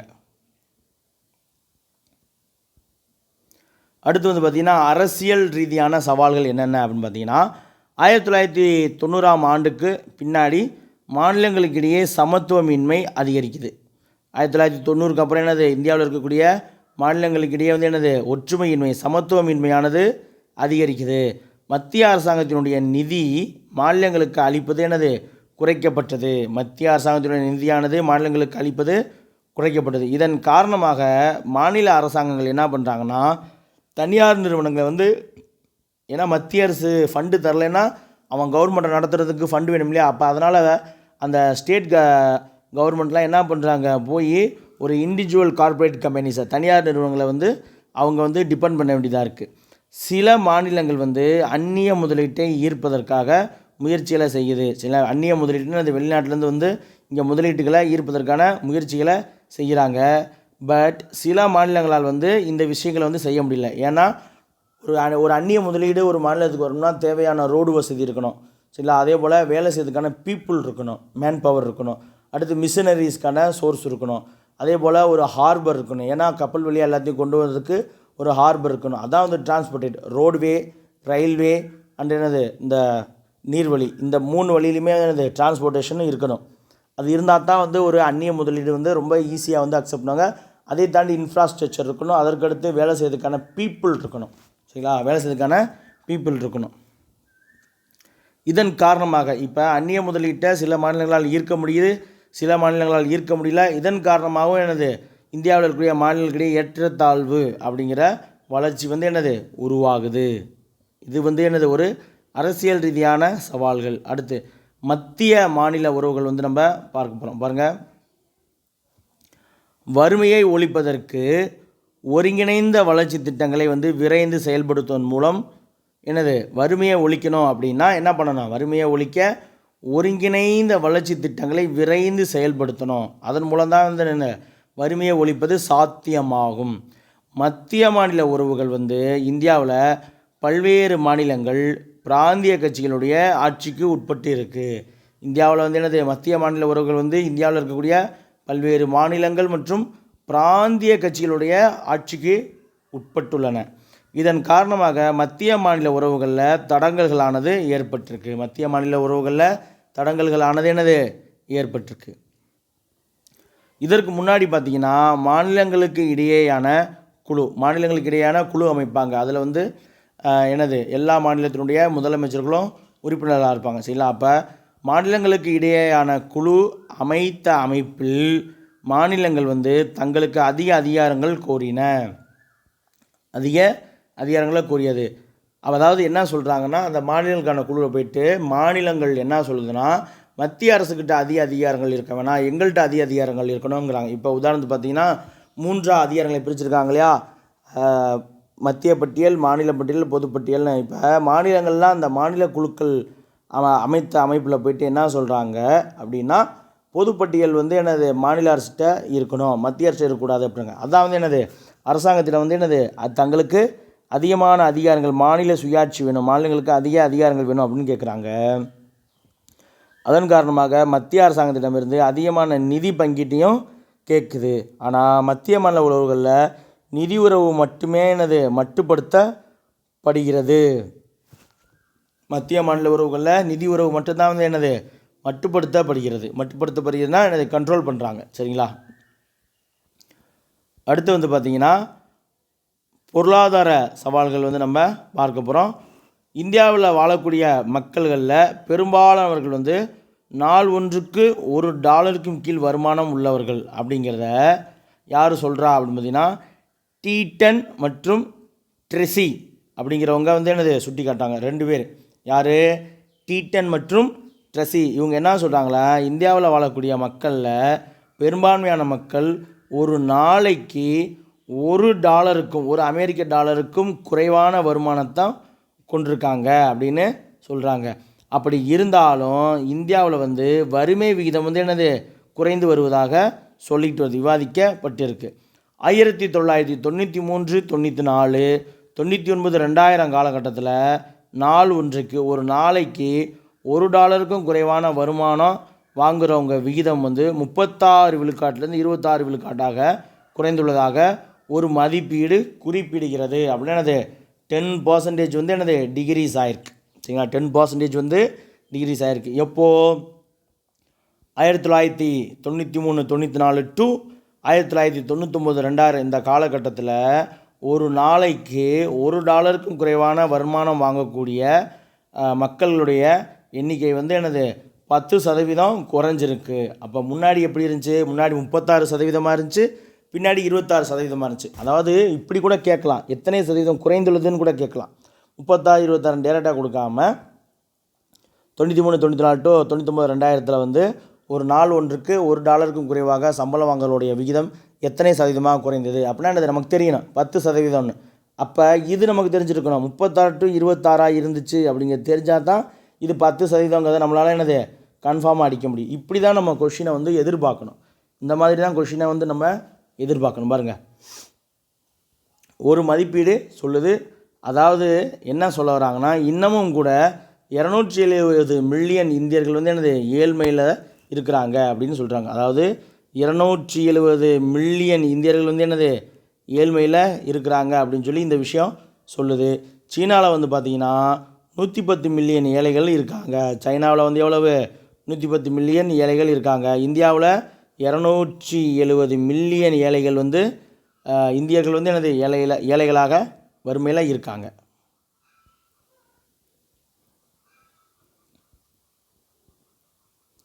அடுத்து பாருங்கள், அடிப்படை கல்வி, சுகாதாரம் போன்ற துறைகளில் மனித மேம்பாடு இன்னுமே வந்து என்னது நிறைவுறாததாக இருக்குது. அதாவது இந்திய மக்களுக்கு கிடைக்க வேண்டிய அடிப்படை கல்வி, சுகாதாரம் போன்ற துறைகளில் ஹியூமன் டெவலப்மெண்ட்டுக்குள்ள HDI, இந்த மனித மேம்பாடு இன்னமுமே கூட வந்து என்னது முழுமை பெறாததாக, அதான் நிறைவுறாததாக அப்படின்னா என்னது முழுமை பெறாததாக இருக்குது. வறுமை கோட்பாட்டிற்கு கீழே வாழக்கூடிய மக்களுடைய எண்ணிக்கை குறைஞ்சிருந்தாலும் உள் இணைக்கும் வளர்ச்சி, சரிங்களா, வறுமை கோட்டிற்கு கீழே வாழக்கூடிய மக்களுடைய எண்ணிக்கை குறைந்திருந்த போதும் உள் இணைக்கும் வளர்ச்சி அப்படிங்கிற ஒரு செயல் திட்டத்தினை பயன்படுத்தி இன்னும் கூட துரிதமாக வறுமை ஒழிப்பு மேற்கொள்ளப்பட்டிருக்க முடியும் அப்படின்னு சொல்கிறாங்க. அதாவது செஞ்சிருக்கலான்னு சொல்கிறாங்க. இந்தியாவில் வந்து பார்த்திங்கன்னா வறுமை கோட்டுக்கு கீழே வாழக்கூடிய மக்களுடைய எண்ணிக்கை வந்து குறைந்து தான் இருக்குது. குறைஞ்சிருந்தாலும் இதை வந்து என்னது ஒரு திட்டத்தின் மூலமாக இன்னுமே வந்து என்னது வேகமாக்கியிருக்கலான்றாங்க. அந்த திட்டம் என்னது? உள் இணைக்கும் வளர்ச்சி, சரிங்களா, உள்ளிணைக்கும் வளர்ச்சி அப்படிங்கிற ஒரு செயல் திட்டத்தை வந்து நம்ம பயன்படுத்தியிருந்தோம்னா இன்னும் விரைவாக, துரிதமாகனா விரைவாகன்னு அர்த்தம், இன்னும் விரைவாகவே வந்து என்னது வறுமை ஒழிப்பு இந்தியாவில் வந்து என்னது மேற்கொள்ளப்பட்டிருக்க முடியும் அப்படின்னு சொல்கிறாங்க. அடுத்து வந்து நம்ம உலகமயமாக்கல், குளோபலைசேஷன் வந்து பார்க்க போகிறோம். 1990 முதல் வந்து தாராளமயமாதல், தனியார்மயமாதல், உலகமயமாதல் அப்படிங்கிற கொள்கைக்கு மாறியதால் ஏற்றத்தாழ்வுகள் மேலும் அதிகரித்தது. சரிங்களா, ஏற்றத்தாழ்வுகள் வந்து என்னது மேலும் அதிகரிக்கிறது. நாட்டினுடைய பல பகுதிகளில் சமூக அரசியல் பதற்ற நிலை இது ஏற்படுறதுக்கு இது காரணம். எனது LPG அறியமானதற்கு காரணமாக என்ன ஆகுதுன்னா இந்தியாவினுடைய பல பகுதிகளில் ஏற்றத்தாழ்வு ஏற்படுது. இதன் காரணமாக நாட்டினுடைய பல்வேறு பகுதிகளிலும் சமூக அரசியல் தொடர்பான பதற்ற நிலைகள் வந்து ஏற்படுவதற்கான காரணமாகவும் இந்த LPG அமைஞ்சிச்சு. அடுத்து நாட்டினுடைய ஒற்றுமை, சமூக ஒருமைப்பாடு ஆகியவற்றை உறுதிப்படுத்த இதர பிற்படுத்தப்பட்ட மக்களுடன் பட்டியல் இனத்தவர், பழங்குடியினர் ஆகிய பிரிவினர்களுக்கு கூடுதல் கவனம் செலுத்துதல் அவசியம் உருவாச்சு. சரிங்களா, அதாவது LPG உருவானதால் என்ன ஆகுது? உலகமயமாதல் வருது. சரிங்களா, தாராளமயமாதல், தனியார்மயமாதல், உலகமயமாதல் வருது. இதன் காரணமாக என்னன்னா ஏற்கனவே இந்தியாவில் இருந்த ஏற்றத்தாழ்வுகள் மேலும் அதிகரிக்க ஆரம்பித்தது. அப்படி மேலும் அதிகரிக்கும் பொழுது நாட்டினுடைய பல்வேறு பகுதிகளில் சமூக அரசியல் பதற்ற நிலை வந்து ஏற்படுவதற்கு இந்த உலகமயமாதல், தாராளமயமாதல், LPG இன்ட்ரடியூஸ் வந்து எனது ஒரு ரீசனாக இருந்துச்சு. இதன் காரணமாக நாட்டில் வந்து ஒற்றுமை ஏற்படுத்தணும் இல்லையா, பிரச்சனைகள் வருது இல்லையா, அப்போ நாட்டினுடைய ஒற்றுமையும் சமூகத்தினுடைய ஒருமைப்பாடையும் இதெல்லாம் வந்து நம்ம உறுதிப்படுத்தணும் அப்படின்னா என்ன செய்கிறாங்க, இந்தியாவில் இருக்கக்கூடிய இதர பிற்படுத்தப்பட்ட மக்களுக்கும் பட்டியலினத்தை சேர்ந்த மற்றும் பழங்குடியின மக்களுக்கும் ஒரு கூடுதல் கவனம் அப்படிங்கிறது நம்ம செலுத்தணும் அப்படிங்கிற கட்டாயமானது எனது அரசுக்கு உருவாகுது. சரிங்களா, BC MBC that means OBC, சரிங்களா, other backward class and SC ST and SC ST இவங்களுக்கு வந்து என்னது ஒரு கூடுதல் கவனம் நம்ம செலுத்தணும் அப்படின்ற அவசியம் வந்து அரசுக்கு உருவானது.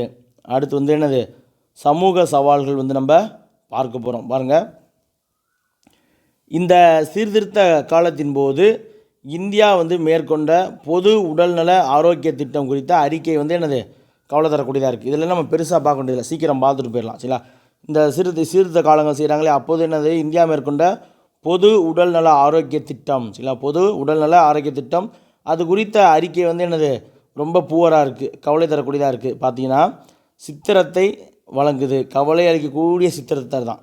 குழந்தைகளுடைய இறப்பு விகிதம் 1980களில் 30% இருந்துச்சு. குழந்தைகளுடைய இறப்பு விகிதம் 1980களில் எவ்வளவு 30%. 1990களில் 12.5% குறைஞ்சிருக்கு. இதுதான் விஷயம். குழந்தைகளுடைய இறப்பு விகிதம் வந்து எவ்வளோ 1980 30, 1990 10 வருஷத்தில் 12.5% குறைஞ்சிருக்கு. இந்தியாவின் குழந்தை இறப்பு விகிதம் அப்படின்னு பார்த்தீங்கன்னா 1000க்கு 80. இந்தியாவினுடைய குழந்தை இறப்பு விகிதம் வந்து எவ்வளோ 1000க்கு 80. பங்களாதேஷில் வந்து பார்த்திங்கன்னா 1000க்கு 91. அதை விட வந்து என்னது குறைவாக தான் இருக்குது அப்படிங்கிறாங்க. ஆனால் வந்து பார்த்திங்கன்னா 1999ஆம் ஆண்டு பங்களாதேஷ் வந்து பார்த்திங்கன்னா பங்களாதேஷோட குழந்தை இறப்பு விகிதம் 1000க்கு 61 அப்படின்னு சொல்லி மாறி இந்தியா வந்து எவ்வளவு 1000க்கு 71 அப்படின்னு சொல்லி மாறிடுச்சு. அப்போ இந்தியாவோட பங்களாதேஷ் வந்து மேலும் குழந்தை இறப்பு விகிதத்தை குறைச்சிருச்சு. அதற்கடுத்து நம்ம பார்க்க போகிறது வகுப்புவாதம் வந்து பார்க்க போகிறோம். பிரிவினை காலத்திலேருந்தே இந்து முஸ்லீம் வகுப்புவாதம் அப்படிங்கிறது இருந்துட்டு தான் இருந்துச்சு. அப்போ பிரிவினை காலத்திலேருந்தே நாடு வந்து என்னது வகுப்புவாதத்தை பார்த்துட்டு தான் இருக்குது. தீய நோக்கம் கொண்ட அரசியல் கட்சிகள், அடிப்படைவாத குழுக்கள் வெறுப்பை உருவாக்கக்கூடிய வதந்திகளை பல்வேறு சமுதாய மக்களிடையே வந்து என்னது பரப்பிட்டு தான் வர்றாங்க. இந்த மதவெறுப்பு கட்டுக்கதைகள் தான் வந்து என்னது சமூகங்களுக்கு இடையே மோதல்கள் ஏற்படுவதற்கு காரணம். இதன் காரணமாக என்ன பண்ணுறாங்க, சிறுபான்மையினரே வந்து என்னது அதிகமான பாதிப்பை அடைவதுடன் தங்களுடைய வாழ்வாதாரத்தையுமே வந்து என்னது இழக்கிறாங்க. இங்கே பிரிவினை காலத்திலேருந்தே வந்து சில தீய நோக்கம் கொண்ட தலைவர்கள் அரசியல் கட்சிகள்லாம் மக்களிடையே வந்து என்னது கட்டுக்கதைகளை பரப்பிட்டு வராங்க, சமூகத்தினிடையே வந்து வெறுப்புகளை பரப்பிட்டு வராங்க. இதன் காரணமாக பாதிப்பு யார் அடைகிறாங்க அப்படின்னா சிறுபான்மையினர் தான் வந்து என்னது பாதிப்பை அடைகிறாங்க, அவருடைய வாழ்வாதாரத்தையும் இழக்கிறாங்க. அடுத்து சாதி மற்றும் பால் பாகுபாடு. சாதிய மோதல்கள், சாதிய பாகுபாடுகள் வந்து தொடர்ச்சியாக தேச கட்டமைப்பிற்கு வந்து ஒரு சவாலாக தான் இருக்குது. தீண்டாமைக்கு எதிராக கடுமையான சட்டங்கள், ஆர்டிகல் 17 சொல்லுது இல்லையா, தீண்டாமை ஒழிப்பு. அப்போ தீண்டாமைக்கு எதிராக கடுமையான சட்டங்கள் இருந்தாலுமே அது இன்ன வரைக்குமே தொடர்ந்துக்கிட்டு தான் இருக்குது அப்படிங்கிறாங்க. அது மட்டும் இல்லாமல் கலப்பு திருமணம் செய்து கொள்வோர் வந்து ஆணவ படுகொலைக்கும் உள்ளாகிறாங்க அப்படின்னு சொல்கிறாங்க. நடைமுறையில் பார்த்திங்கன்னா பெண் ஆண்களுக்கு நிகராக நடத்தப்படுறது கிடையாது. பெண்கள் வந்து என்னது ஆண்களுக்கு சமமாக நடத்தப்படுவது கிடையாது. அந்த போல் அரசியலில் அவர்களினுடைய பிரதிநிதித்துவம் வந்து மிகவும் தாழ்ந்த நிலையில் இருக்குது. பெண்களுக்கு எதிரான வன்முறை செயல்கள் வந்து அதிகரித்துக்கிட்டு வருது. சட்டமன்றங்களிலும் நாடாளுமன்றத்திலும் பெண்களுக்கு வந்து என்னது 108வது சட்ட திருத்தமான அது சொல்லி 33% இடஒதுக்கீடு இன்ன வரைக்கும் நடைமுறைப்படுத்தப்படலை அப்படின்னு சொல்கிறாங்க. சரிங்களா, தேச கட்டமைப்பில் எனது சாதிய பிரச்சனைகள் இருக்குது, பாலின பிரச்சனைகள் இருக்குது அப்படின்னு சொல்கிறாங்க அதுக்காக. சரிங்களா, அடுத்து வந்து பார்த்திங்கன்னா அனைவரையுமே உள்ளடக்கிய வளர்ச்சி அப்படிங்கிற கொள்கையை நடைமுறைப்படுத்துறது எனது பெரும் சவாலான ஒரு செயல் தான். உண்மையிலே எல்லாரையும் உள்ளடக்கிய ஒரு வளர்ச்சிங்கிறது ரொம்ப கஷ்டமானது. அப்போ வளர்ச்சி அப்படிங்கிறது என்னென்னா ஐயத்துக்கு இடமின்றி, எப்படி ஸ்பெல்லிங் பண்ணிருக்காங்க பார்த்தீங்களா சூப்பராக, ஐயத்துக்கு இடம் இல்லாமல், அதாவது என்னது சந்தேகம் இல்லாமல் வறுமையை குறைத்து வாழ்க்கை நிலையை மேம்படுத்தியுள்ளது அப்படிங்கிறது தான் உண்மை. வளர்ச்சின்னா என்னது, வறுமையை குறைத்து வாழ்க்கை நிலையை மேம்படுத்துறது, ரைட். இருந்தாலும் அதனுடைய பலன்கள் வந்து ஏழை மக்களிடம் சென்றடைவதை காட்டிலும் நடுத்தர மற்றும் பணக்கார பகுதி மக்களிடம் தான் அதிகமாக போகுது. வளர்ச்சி தொடர்பான திட்டங்கள் எல்லாமே வந்து என்னது அவர்கள் அந்த வளர்ச்சி தேவைப்படக்கூடிய ஏழை மக்களுக்கு போய் சேரவில்லை. ஏழை மக்களுக்கு என்னது போய் சேரவில்லை. அதற்கு பதிலாக நடுத்தர மற்றும் உயர்ந்த குடி மக்களுக்கு அந்த சலுகைகளானது போய் சேருது அப்படின்னு சொல்கிறாங்க.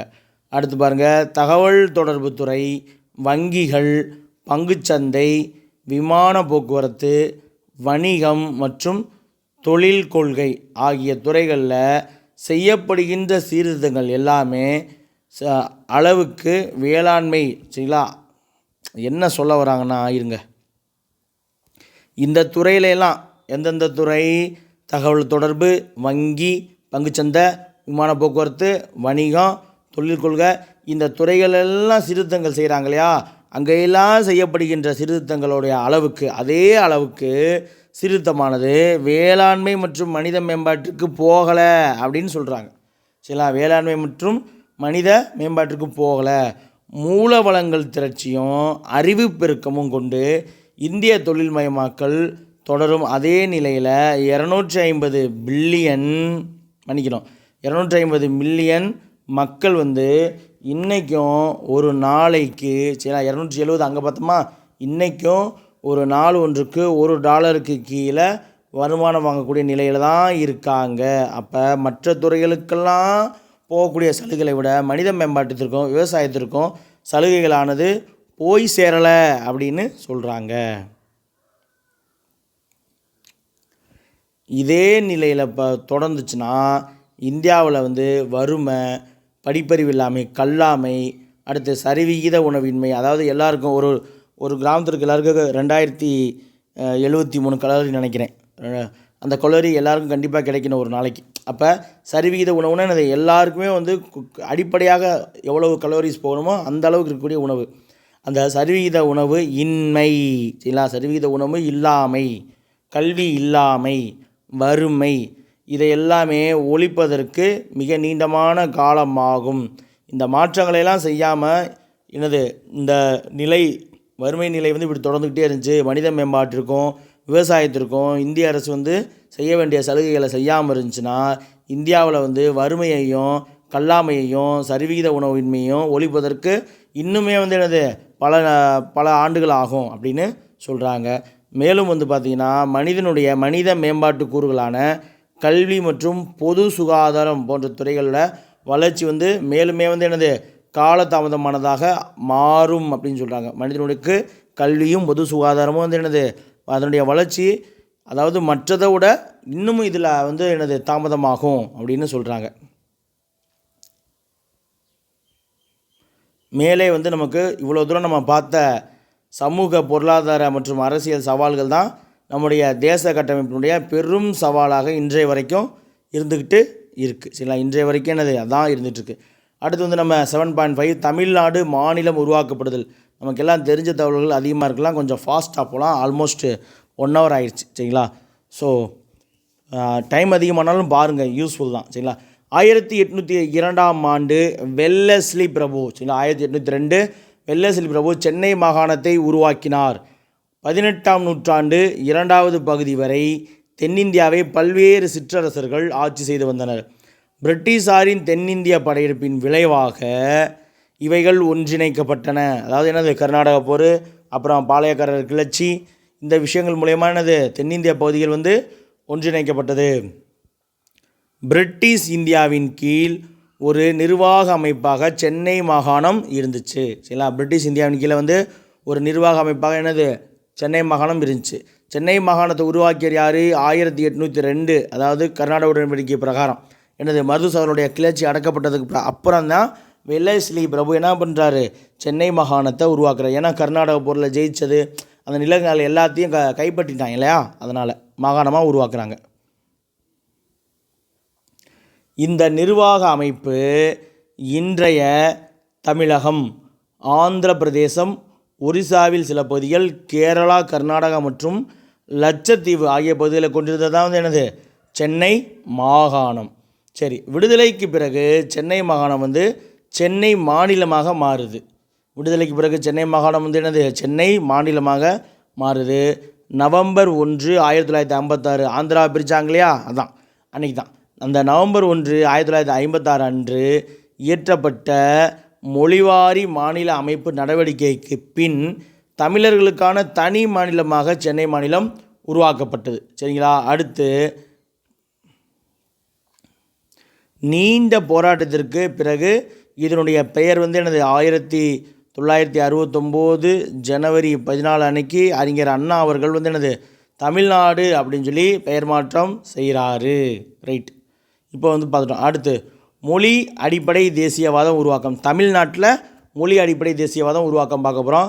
20ஆம் நூற்றாண்டினுடைய முதற் பகுதியில் தேசிய உணர்வு வளர்ந்து வரும்போது நாட்டினுடைய பல பகுதிகளில் கூட மாநில மொழிகள், பத்திரிகைகள் மற்றும் வட்டார அடிப்படையிலான அரசியல் இயக்கங்கள் மூலம் வட்டார விழிப்புணர்வு வளர தொடங்குச்சு. நமக்கு தெரியும், நான் 1852 இருந்து நம்ம ஆரம்பித்தோம்னா சென்னை வாசிகள் சங்கம், அடுத்து 1884 சென்னை மகாஜன சபை அப்படின்ட்டு ஒன்றுனா வரும்.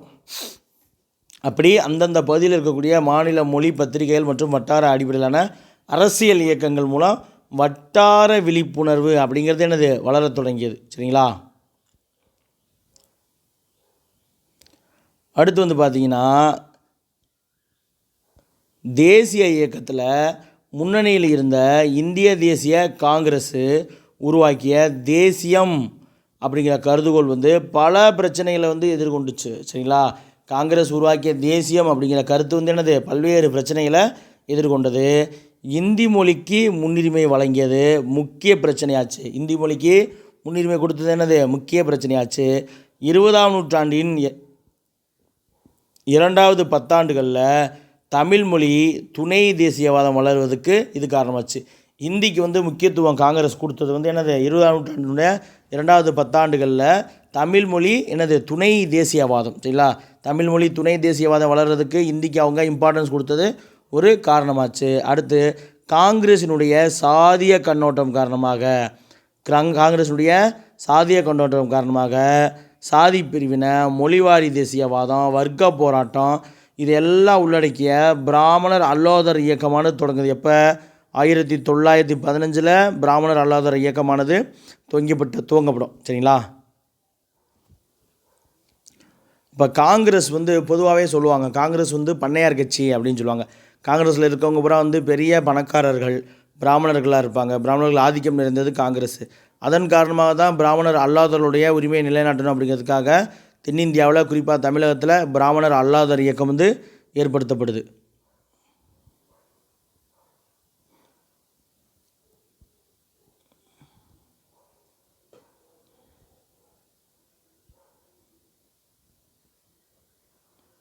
இதுதான் பாருங்கள் அப்போதைய, கொஞ்சம் ஜூம் இன் பண்ணி காட்டுறேன் பாருங்கள், அப்போதைய சென்னை மாகாணம் ஃபுல்லாக பாருங்கள். இது திருவாங்கூர் சமஸ்தானம், இது கிடையாது. சரிங்களா? அடுத்து இது மைசூர் சமஸ்தானம், இது கிடையாது. இது ஹைதராபாத் சமஸ்தானம், இது கிடையாது. அதை தவிர இங்கே போய் பார்த்தீங்கன்னா என்னது பெல்லாரி, பெல்லா, கடப்பா, இந்த பகுதி ஃபுல்லாக இங்கே ஒடிசா வரைக்கும். சரிங்களா? ஒடிசா வரைக்கும் இந்த பகுதி எல்லாமே ஆந்திராவினுடைய கடற்கரை பகுதி எல்லாமே ஃபுல்லாக. சரிங்களா? அதே போல் இங்கே கேரளாவில் என்னது கேரளாவில் மலபார், ஆந்திராவில் தெற்கு கனரா, கர்நாடகாவில் தெற்கு கனரா, இது எல்லாமே என்னது நம்முடைய சென்னை மாகாணத்தில் இருந்தது. சரிங்களா?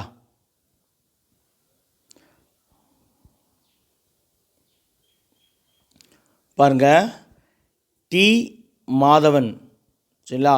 டி மாதவன், அதாவது யாருன்னா டிஎம் நாயர் சொல்லுவாங்க இல்லையா, தரவாது மாதவன் நாயர். டி மாதவன்னா யார்? டிஎம் நாயர். யாரும் புதுசாக சொல்கிறாங்கன்னு நினச்சக்கூடாது.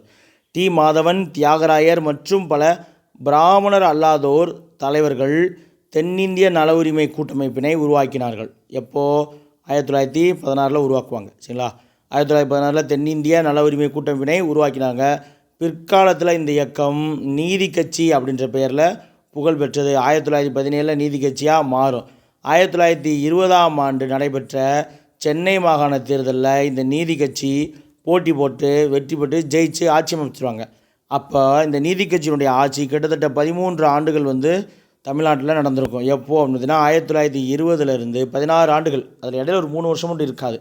அதனால் 13வாங்க. சிலர் வந்து பொதுவாக 16 ஆண்டுகள் அப்படின்னே சொல்லுவாங்க. 1920லேருந்து 1937 காங்கிரஸ் ஜெயிக்கிற வரைக்கும் நடைபெற்ற 5 தேர்தலில் 4 முறை வந்து ஜெயிச்சு நீதி கட்சி வந்து அமைச்சரவை அமைத்திருக்கும்.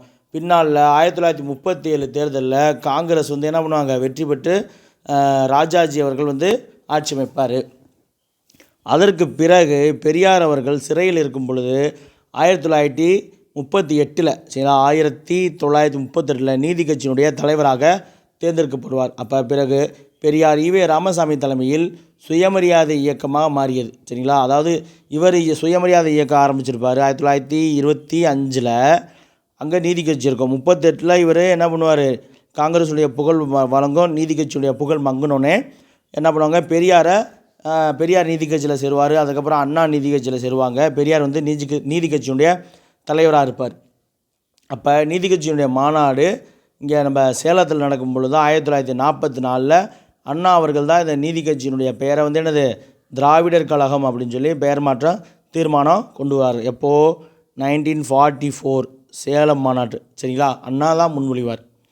அதற்கப்புறம் தான் நீதி கட்சி வந்து என்னது, திராவிடர் கழகமாக மாற்றப்பட்டது. சரி, இப்போ பாருங்கள், இந்த இயக்கம் தமிழ் மக்களுடைய பண்பாடு மற்றும் அரசியல் வாழ்வில் பெரும் தாக்கத்தினை ஏற்படுத்தியது. தென்னிந்தியாவில் தமிழ் தேசியவாதம் வளர்வதற்கு என்னது, நீதி கட்சி தான் காரணமாக இருந்துச்சு. நீதி கட்சி 3 பத்திரிகைகள் நடத்தியிருப்பாங்க. சரிங்களா, ஆந்திர பிரகாசிக்கா, திராவிடா, அப்புறம் இன்னொன்று வந்து ஜஸ்டிஸ் அப்படிங்கிற 3 பத்திரிகையை வந்து நடத்தியிருப்பாங்க. சரிங்களா, அடுத்து வந்து திராவிட நாடு சிந்தனை. தமிழ்நாட்டை வந்து பெரியார் வந்து என்ன சொல்லுவார்னா, மவுண்ட் பேட்டன் வந்து இந்தியாவுக்கு சுதந்திரம் கொடுக்கும்பொழுது எங்களுக்கு தனி திராவிட நாடு வேணும் அப்படிவாங்க. அடைந்தால் திராவிட நாடு, இல்லையேல் சுடுகாடு அப்படின்லாம் போராடி இருப்பாங்க. அதே போல் திராவிட நாடு மாநாட்டையுமே வந்து பெரியார் வந்து கூட்டி நடத்தியிருப்பார். சரிங்களா, தமிழ்நாடு தமிழருக்கே அப்படின்னு சொல்லியிருப்பார். திராவிட நாடு வேணும் அப்படின்னும் சொல்லியிருப்பார். ரைட். ஒத்துழையாமை இயக்கத்தின் மூலம் காங்கிரஸ் கட்சி தமிழகத்தில் வந்து தன்னை பலப்படுத்தியது. ஒத்துழையாமை இயக்கம் எப்போது, 1920களில் தொடங்கலாம் ஒத்துழையாமை இயக்கம். அப்பொழுது அந்த ஒத்துழையாமை இயக்கத்தை யார் தலைமையேற்று நடத்துவா, தந்தை பெரியாரும் ராஜாஜி அவர்களும் என்னது தலைமையேற்று நடத்துவாங்க. அப்போ அந்த நிகழ்வின் வாயிலாக காங்கிரஸ் கட்சி வந்து தமிழ்நாட்டில் தன்னை பலப்படுத்துச்சு. அதன் காரணமாக தான் 1937 ஆண்டு நடைபெற்ற மாகாண தேர்தலில், சென்னை சட்டமன்ற தேர்தலில் காங்கிரஸ் கட்சி வந்து என்னது வெற்றி பெற்றது. ராஜாஜி அவர்கள் முதலமைச்சராக பதவியேற்றார். அவர் 2 அரசு கொள்கைகளை வந்து உருவாக்கினார். ராஜாஜி அவர்கள் வந்து என்னது 2 அரசு கொள்கைகளை உருவாக்கினார். முதலாவதாக வந்து பார்த்திங்கன்னா தீண்டாமை ஒழிப்பு, ரொம்ப முக்கியமானது தீண்டாமை ஒழிப்பு. இரண்டாவது வந்து பார்த்திங்கன்னா இந்தி மொழியை தேசிய மொழியாக அறிவிப்பது. இந்த 2 கொள்கையை வந்து அவர் உருவாக்குறாரு. இதில் இந்த தீண்டாமை ஒழிப்பு அனைவராலும் ஏற்கப்பட்டது. இந்தி மொழியை தேசிய மொழியாக அறிவிப்பது அனைவராலும் மறுக்கப்பட்டது. பள்ளிகளில் இந்தி வந்து கட்டாய மொழி பாடமாக ஆக்கப்பட்டது. இது பிராமணர் அல்லாத தமிழ் மற்றும் திராவிடர்களுடைய சுயமரியாதையை இழிவுபடுத்தியதாக கருதப்பட்டது. தந்தை பெரியார் மற்றும் பல சுயமரியாதை இயக்க தலைவர்கள் என்ன பண்ணுறாங்க, இந்திய எதிர்ப்பு போராட்டங்களையும் மாநாடுகளையும் நடத்துகிறாங்க. அந்த இந்திய எதிர்ப்பு போராட்டத்தில் கைது செய்யப்பட்டு 1938 ஒரு ஜெயிலில் இருக்கும்போது தான் எனது நீதி கட்சியினுடைய தலைவராக மாறுவார். அந்த குறிப்பிட்ட ஆண்டுகளில் இவர் 23 முறை சிறைக்கு போயிட்டு வந்தனால, யார், பெரியார் சிறைக்கு போயிட்டு வந்ததால் சிறை பறவை அப்படின்னு சொல்லி அழைக்கப்பட்டார். சரிங்களா,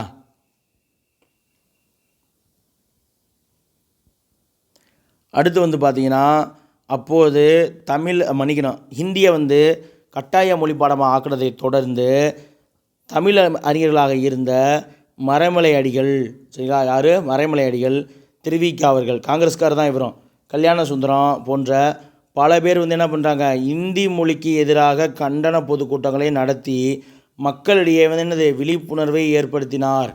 ஈவேரா பெரியார் இந்த போராட்டத்துக்கு தனது மனப்பூர்வமான ஆதரவினை நல்கினார். தமிழ்நாடு தமிழருக்கே அப்படின்ற முழக்கத்தினை எழுப்பும் அளவுக்கு இந்த போராட்டத்தை பெரியார் வந்து என்ன பண்ணுறாரு, ஆதரிக்கிறாரு. அடுத்து 1939 ஆண்டு திராவிட நாடு மாநாட்டினை நடத்தி திராவிட நாடு கோரிக்கையை வந்து பெரியார் வந்து என்ன பண்ணுறாரு, முன்வைக்கிறாரு. ரொம்ப முக்கியமானது. அப்போ பெரியார் 1939 திராவிட நாடு மாநாட்டை நடத்தி திராவிட நாடு கோரிக்கையை முன்வைக்கிறார். சரிங்களா, இதே இது பார்த்தீங்கன்னா சுயமரியாதை இயக்கத்தினுடைய முதல் மாநாடு எப்போ நடக்கும்? 1929. அப்போ 10 வருஷம் கழிச்சு இவர் திராவிட நாடு மாநாடு நடத்துகிறார். ஈஸியாக நீங்கள் ஞாபகம் வச்சுக்கலாம். சரிங்களா? அடுத்து வாங்க, இதெல்லாம் தொடர்ந்து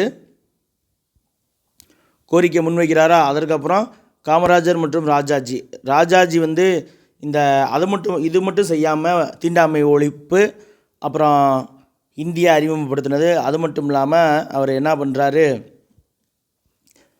கட்டாய கல்வி, சரிங்களா, என்னது குலக்கல்வி திட்டம் அப்படிங்கிற திட்டத்தை வந்து அறிமுகப்படுத்துகிறாரு. அதை வந்து காங்கிரஸில் இருக்கவங்களே, காமராஜர் உட்பட அவங்களும் எதிர்க்கிறாங்க.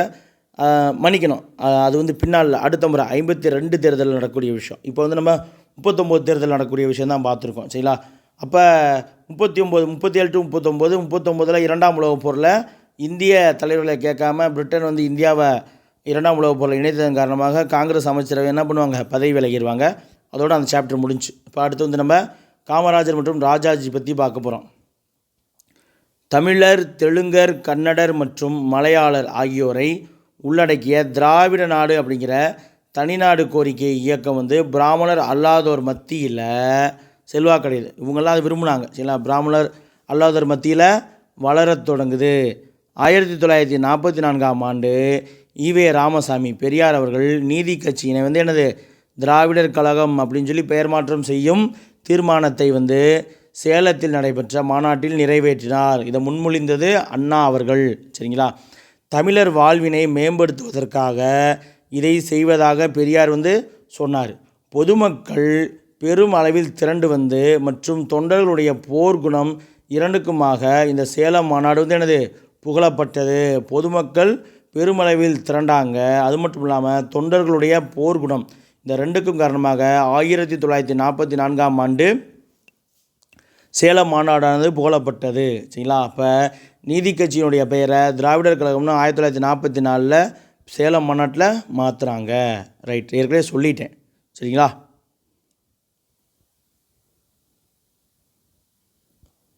அடுத்து பாருங்கள், திராவிட நாடு அப்படிங்கிறது சுய ஆட்சியும் அதிக அதிகாரங்களும் சுதந்திர இறையாண்மை உரிமையும் கொண்ட மொழி அடிப்படையில் 4 அலகுகளை மாநில உரிமைகளுடனும் சுயாட்சியுடனும் கொண்ட கூட்டாட்சி குடியரசாக திராவிட நாடாக திகழும் என்று கூறப்பட்டது. அதாவது திராவிட நாடுங்கிறது எப்படி இருக்கும் அப்படின்னா, சுயாட்சியும் அதிக அதிகாரங்களும், அதாவது உச்சபட்ச அதிகாரங்களும் சுதந்திரமான இறையாண்மை உரிமையும் கொண்ட மொழி அடிப்படையில் 4 அலகுகளை, சரிங்களா, மொழி அடிப்படையில் 4 மாநிலங்கள், சரிங்களா, மொழி அடிப்படையில் 4 அலகுகளாக பிரிக்கப்பட்ட மாநில உரிமைகளுடன், அதாவது தமிழ், மலையாளம், தெலுங்கு, கனடா, இந்த சவுத் இந்தியன் ஸ்டேட்ஸ் இருக்குல்லையா, அந்த 4, இந்த 4ம், சரிங்களா, இந்த 4 அலகுகளை உடைய, இந்த 4 அலகுகளுக்குனது மாநில உரிமைகளுடனும் சுயாட்சியுடனும் கொண்ட ஒரு கூட்டாட்சி குடியரசாக திராவிட நாடாக திகழும் அப்படின்னு சொன்னாங்க. இருந்தாலும் திராவிட நாடு கோரிக்கை வந்து தமிழ் மொழி பேசுகிறவங்க மட்டும்தான் இந்த கொள்கையை வந்து ஆதரித்தாங்க. மற்றவங்க இருக்காங்க இல்லையா, மற்ற 3 பேருமே இதை வந்து ஆதரிக்கலை. சரிங்களா? திராவிட நாடு கோரிக்கை வந்து என்னது, தமிழ் மொழி பேசுவோர் அல்லாத மக்களின் ஆதரவை பெறவில்லை. இன்னமும் கூட அந்த பிரச்சனை போகுது. திராவிடர்னா யார் திராவிடர் அப்படின்னா என்னது தான், தமிழ், மலையாளம், தெலுங்கு, கன்னடம் பேசுகிறவங்க தான் திராவிடர். தமிழ்நாட்டில் மட்டும்தான் நம்ம திராவிடம் சொல்கிறோம். மற்ற 3 மாநிலங்களில் திராவிடம் இருக்கா அப்படின்னு கேட்டால் அது பெரிய கொஷின் மார்க்காக தான் இருக்குது. அவர்களுக்கெல்லாம் அந்த உணர்வு இருக்கா அப்படின்னு கூட நமக்கு தெரியல. சரிங்களா? என்ன விஷயம்னா, திராவிட நாடுன்னு வந்துச்சுன்னா தமிழ் டாமினேட் பண்ணிடும். ஏன்னா தமிழ் தானே மூல மொழி, திராவிட மொழிக்கு அப்படின்னா தமிழ் டாமினேட் பண்ணிடும், தமிழர்கள் டாமினேட் பண்ணிடுவாங்க, ஏதோ ஒருத்தருடைய ஆதிக்கம் அதிகமாயிரும் அப்படிங்கிற ஒரு எண்ணம் கூட இருந்திருக்கலாம். இல்லை இந்த தமிழ்நாட்டில் இந்த திராவிடர்கள் அப்படிங்கிற கொள்கையை வளர்த்ததை போல் மற்ற மாநிலங்களில் இந்த திராவிடர்கள், நாம் எல்லோரும் திராவிடர்கள் அப்படின்ற கொள்கையை வந்து வளர்க்காமல் விட்டதாக கூட இருக்கலாம். சரிங்களா? திராவிட நாடு அப்படிங்கிற ஒரு சித்தாந்தம் வந்து வளர்ச்சி அடையாமல் போனதுக்கு இந்த மாதிரி காரணங்கள் இருக்கலாம் அப்படின்னு தான் நான் நினைக்கிறேன். சரிங்களா? ஓகே, நம்ம அடுத்து வந்து தட்சிண பிரதேசம் அப்படிங்கிற மாநில கொள்கையை பார்ப்போம். இந்த தட்சிண பிரதேச மாநில கொள்கையை வந்து ராஜாஜி அவர்கள் தான் தொடங்கியிருப்பார். சரி பார்ப்போம். தட்சிணபதா அப்படின்னு சொல்லுவாங்க இல்லையா, எங்கே நம்ம இதில் ஹிஸ்ட்ரியில் குப்தா பேரரசில் பார்த்துட்டோம்ல தட்சிணபதா. சரி ஓகே பாருங்கள். திராவிட கருத்தாக்கத்துக்கு சரிங்களா, இந்த திராவிட கருத்தாக்கம் இருக்கு இல்லையா, இந்த திராவிட கருத்தாக்கத்துக்கு எதிர்நிலையில் இருந்த தென்னிந்தியாவை களமாக கொண்டு ஒரு புதிய அரசியல் நிலை கருத்தை வந்து ராஜகோபாலாச்சாரி உருவாக்குறாரு. அவர் உருவாக்கியது தான் வந்து என்னது, இந்த தட்சிண பிரதேசம். திராவிடர்கள் இருக்காங்க இல்லையா, திராவிடர் கருத்து கொண்ட மக்கள் இருக்காங்க இல்லையா, அந்த திராவிடர்கள் அப்படிங்கிற கருத்துக்கு எதிர்நிலையில் சிலர் இருப்பாங்க இல்லையா தென்னிந்தியர்கள், அந்த தென்னிந்தியர்களெல்லாம் வந்து ஒருங்கிணைச்சு ஒரு புதிய அரசியல் நிலையை வந்து தட்சிண பிரதேசம். தட்சிணம்னா என்னது, தக்காணம் இருக்கு இல்லையா அந்த பகுதி, அதை கால்குலேட் பண்ணி தட்சிண பிரதேசம் அப்படின்னு சொல்லி ராஜாஜி உருவாக்குறார். அப்போது தட்சிண பிரதேசம் அப்படிங்கிறது அதனுடைய பெயர். இது வந்து தமிழ்நாடு மற்றும் கேரளாவை உள்ளடக்கியதாகும். தட்சிண பிரதேசம் அப்படிங்கிறது என்னது, தமிழ்நாடு மற்றும் கேரளாவை உள்ளடக்கியதாகும். சி சுப்பிரமணியம் யாருன்னு தெரியுதுங்களா, 1954 காமராஜ் அவர்கள் முதலமைச்சராக இருந்த பொழுது அவருடைய அமைச்சரவையில் கல்வி அமைச்சராக இருந்து இந்த குலக்கல்வி சட்டம் ரத்து செய்யப்பட்டதாக அறிவித்த தலைவர் தான் இந்த சி சுப்பிரமணியம். அப்புறம் பக்தவச்சலம் போன்ற தனது சீடர்கள் மூலம் இந்த கருத்தை வந்து யார், பெரிய ராஜாஜி வந்து பரப்பியிருப்பார். சரிங்களா. அப்போ சி சுப்பிரமணியமும் பக்தவச்சலமும் ராஜாஜி அவர்களுடைய சீடர்கள், அவர்கள் மூலமாக ராஜாஜி அவர்கள் தட்சிண பிரதேசம் அப்படிங்கிற கருத்தை தமிழ்நாடு கேரளா உள்ளிட்ட பகுதிகளில் பரப்பியிருக்காரு. ராஜாஜியினுடைய இந்த அரசியல் கருத்தை வந்து பெரும்பாலான தென்னிந்திய அரசியல் கட்சிகள் வந்து என்ன பண்ணுறாங்க, ஆதரிக்கலை, மாறாக என்ன பண்ணியிருக்காங்க, எதிர்த்திருக்காங்க, மாறாக எதிர்த்தனர்.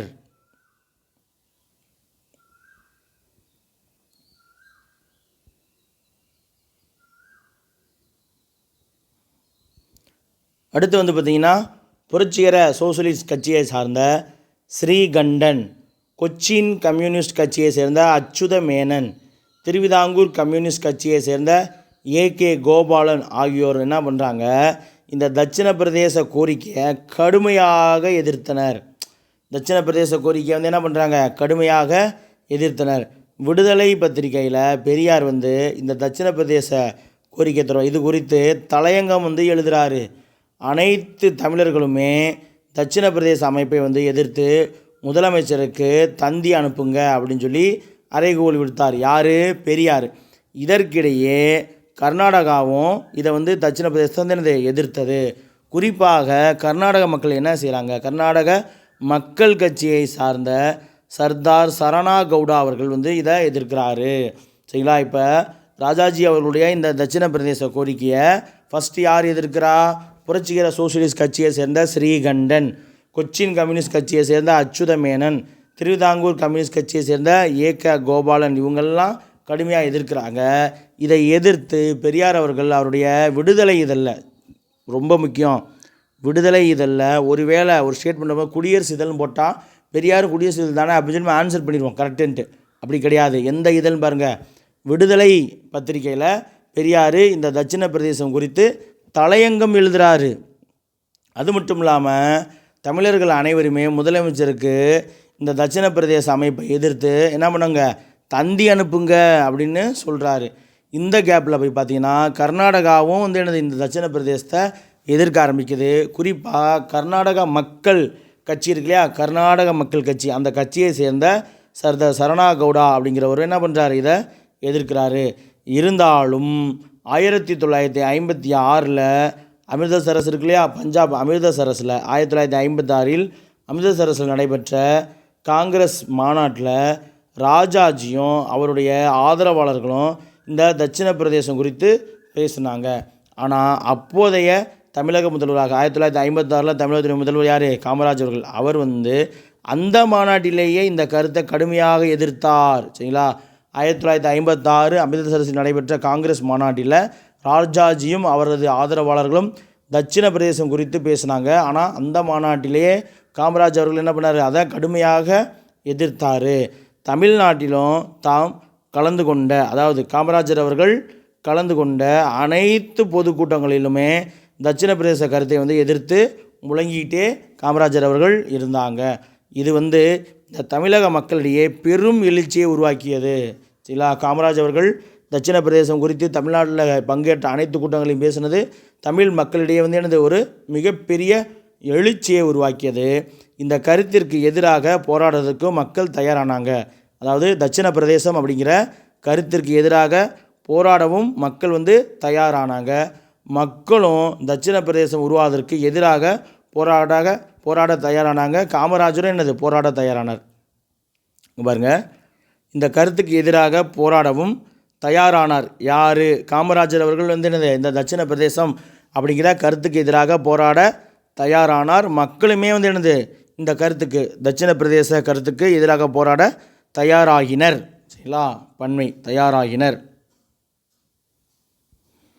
அடுத்து விடுதலைக்கு பின்பு மொழிவாரி மாநிலங்கள் சீரமைப்பு அப்படிங்கிறத நம்ம பார்க்க போகிறோம்.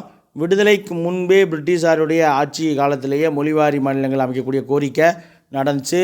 விடுதலைக்கு பின்னாடியும் முதல் 10 ஆண்டு 1947-56 தேச கட்டமைப்பு குறித்து 2 விதமான கொள்கை வழிகாட்டுதல்கள் உருவாக்கப்பட்டது.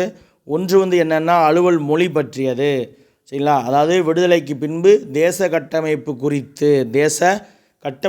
2 விதமான கொள்கைகள் உருவாக்கப்பட்டது. ஒன்று அலுவல் மொழி, இன்னொன்று மாநிலங்கள் மறுசீரமைப்பு. சரிங்களா? அப்போ தேச கட்டமைப்பு கொடுத்து எத்தனை விதமான கொள்கைகள் உருவாக்கப்பட்டது? 2. அலுவல் மொழி, மாநில மறுசீரமைப்பு. சரி, கூட்டாட்சி மறுகட்டமைப்பு அப்படின்னு சொல்கிறாங்க.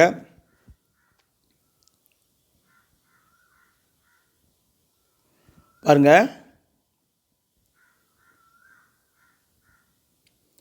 தேச கட்டுமானம் மற்றும் ஒருங்கிணைப்பு இந்த முயற்சியில் மொழி அடிப்படையில் மாநிலங்களை மறுசீரமைப்பு செய்வது விடுதலைக்கு பின்பு முதல் பணியாகவே ஆயிடுச்சு. சரிங்களா? விடுதலைக்கு பின்னாடி இதுதான் முதல் வேலையாகவே ஆயிடுச்சு. பார்த்ததே பார்க்குற மாதிரியே இருக்குதுங்களா? அப்படி தான் இருக்கும். ஏன்னா அது நமக்கு நல்லதான். அவங்க அங்கங்கே கொடுத்துருப்பாங்க, அதை நம்ம கரெக்டாக அண்டர்ஸ்டாண்ட் பண்ணிக்கணும். 200 ஆண்டுகால பிரிட்டிஷ் ஆட்சியில் பாருங்கள், 200 ஆண்டுகால பிரிட்டிஷ் ஆட்சியில் 1947க்கு முன்னாடி மாகாணங்களில் எல்லைகள் வந்து என்னது, முன்னாடி நம்ம எல்லைகள் பார்த்தோம் இல்லையா, சரிவர நிர்ணயிக்கப்படாமல் தான் இருந்துச்சு. ஆனால் மொழி மற்றும் பண்பாட்டு கவனம் செலுத்தப்படாததால் வந்து மாகாணங்கள் வந்து பல மொழிகள் பேசக்கூடியதாகவும் பல பண்பாடுகளை உள்ளடக்கியதாகவும் இருந்துச்சு அப்படின்னு சொல்கிறாங்க. மொழி அப்படிங்கிறது மக்களினுடைய பண்பாடு, மரபுகள் ஆகியவற்றோடு நெருங்கிய தொடர்பை கொண்டிருக்கு. மொழி அப்படிங்கிறது என்னது, அந்த மக்களினுடைய பண்பாடு, மரபுகள் ஆகியவற்றோடு வந்து என்னது நெருங்கிய தொடர்புடையது. அது மட்டும் இல்லாமல் பெருமளவிலான கல்வி வளர்ச்சி மற்றும் அதிக அளவிலான எழுத்தறிவித்தல் தாய்மொழி கல்வி மூலம்தான் மட்டுமே நிகழ்ந்தது இந்தியாவில். ஆமாம், அதிக மக்கள் பேசக்கூடிய மொழி அடிப்படையில் மாநிலம் வந்து அமைக்கப்பட்டு அரசியல், இப்போ ஒரு மாநிலத்தில் 2 மொழி பேசக்கூடிய மக்கள் இருக்காங்கன்னா எந்த மக்கள் அதிகமாக பேசுகிறாங்களோ அவங்க அந்த மாநிலமாக அது உருவாக்கப்பட்டது. அப்போ அந்த மாநிலம் அமைக்கப்பட்டு அரசியல் மற்றும் ஆட்சித்துறை அல்லது நீதித்துறையானது செயல்பாடுகள் எல்லாமே அந்த மொழியிலேயே மேற்கொள்ளப்படும் போது மட்டுமே மக்களாட்சிங்கிறது என்னது உண்மையிலேயே அடித்தட்டு மக்களுக்கானதாக இருக்கும் அப்படின்னு சொல்கிறாங்க. அதாவது என்ன அப்படின்னா, மொழி அப்படிங்கிறது மக்களுடைய பண்பாடு, மரபுகள் இதோட தொடர்பு கூடியது. அது மட்டும் இல்லாமல் பெருமளவிலான கல்வி வளர்ச்சி, அதிக அளவிலான எழுத்தறிவித்தல் இது எல்லாமே என்னது தாய்மொழி கல்வி மூலம்தான் அப்போது நடந்துக்கிட்டு இருந்துச்சு. அதனால் அதிக மக்கள் பேசக்கூடிய மொழியின் அடிப்படையில் மொழிவாரி மாநிலங்களானது அமைக்கப்பட்டு அந்த மாநிலங்களுடைய அரசியல், நிர்வாகம், அதாவது ஆட்சித்துறை, நீதி இது எல்லாமே செயல்படுத்தப்படும் போது மட்டும்தான் மக்களாட்சி அப்படிங்கிறது உண்மையிலேயே வந்து என்னது அடித்தட்டு மக்களுக்கானதாக இருக்கும் அப்படின்னு சொல்கிறாங்க. அடுத்து வந்து தமிழ்நாடு மாநிலம் உருவாக்கம். தமிழ்நாடு மாநிலம் உருவாக்கம் பாருங்கள்.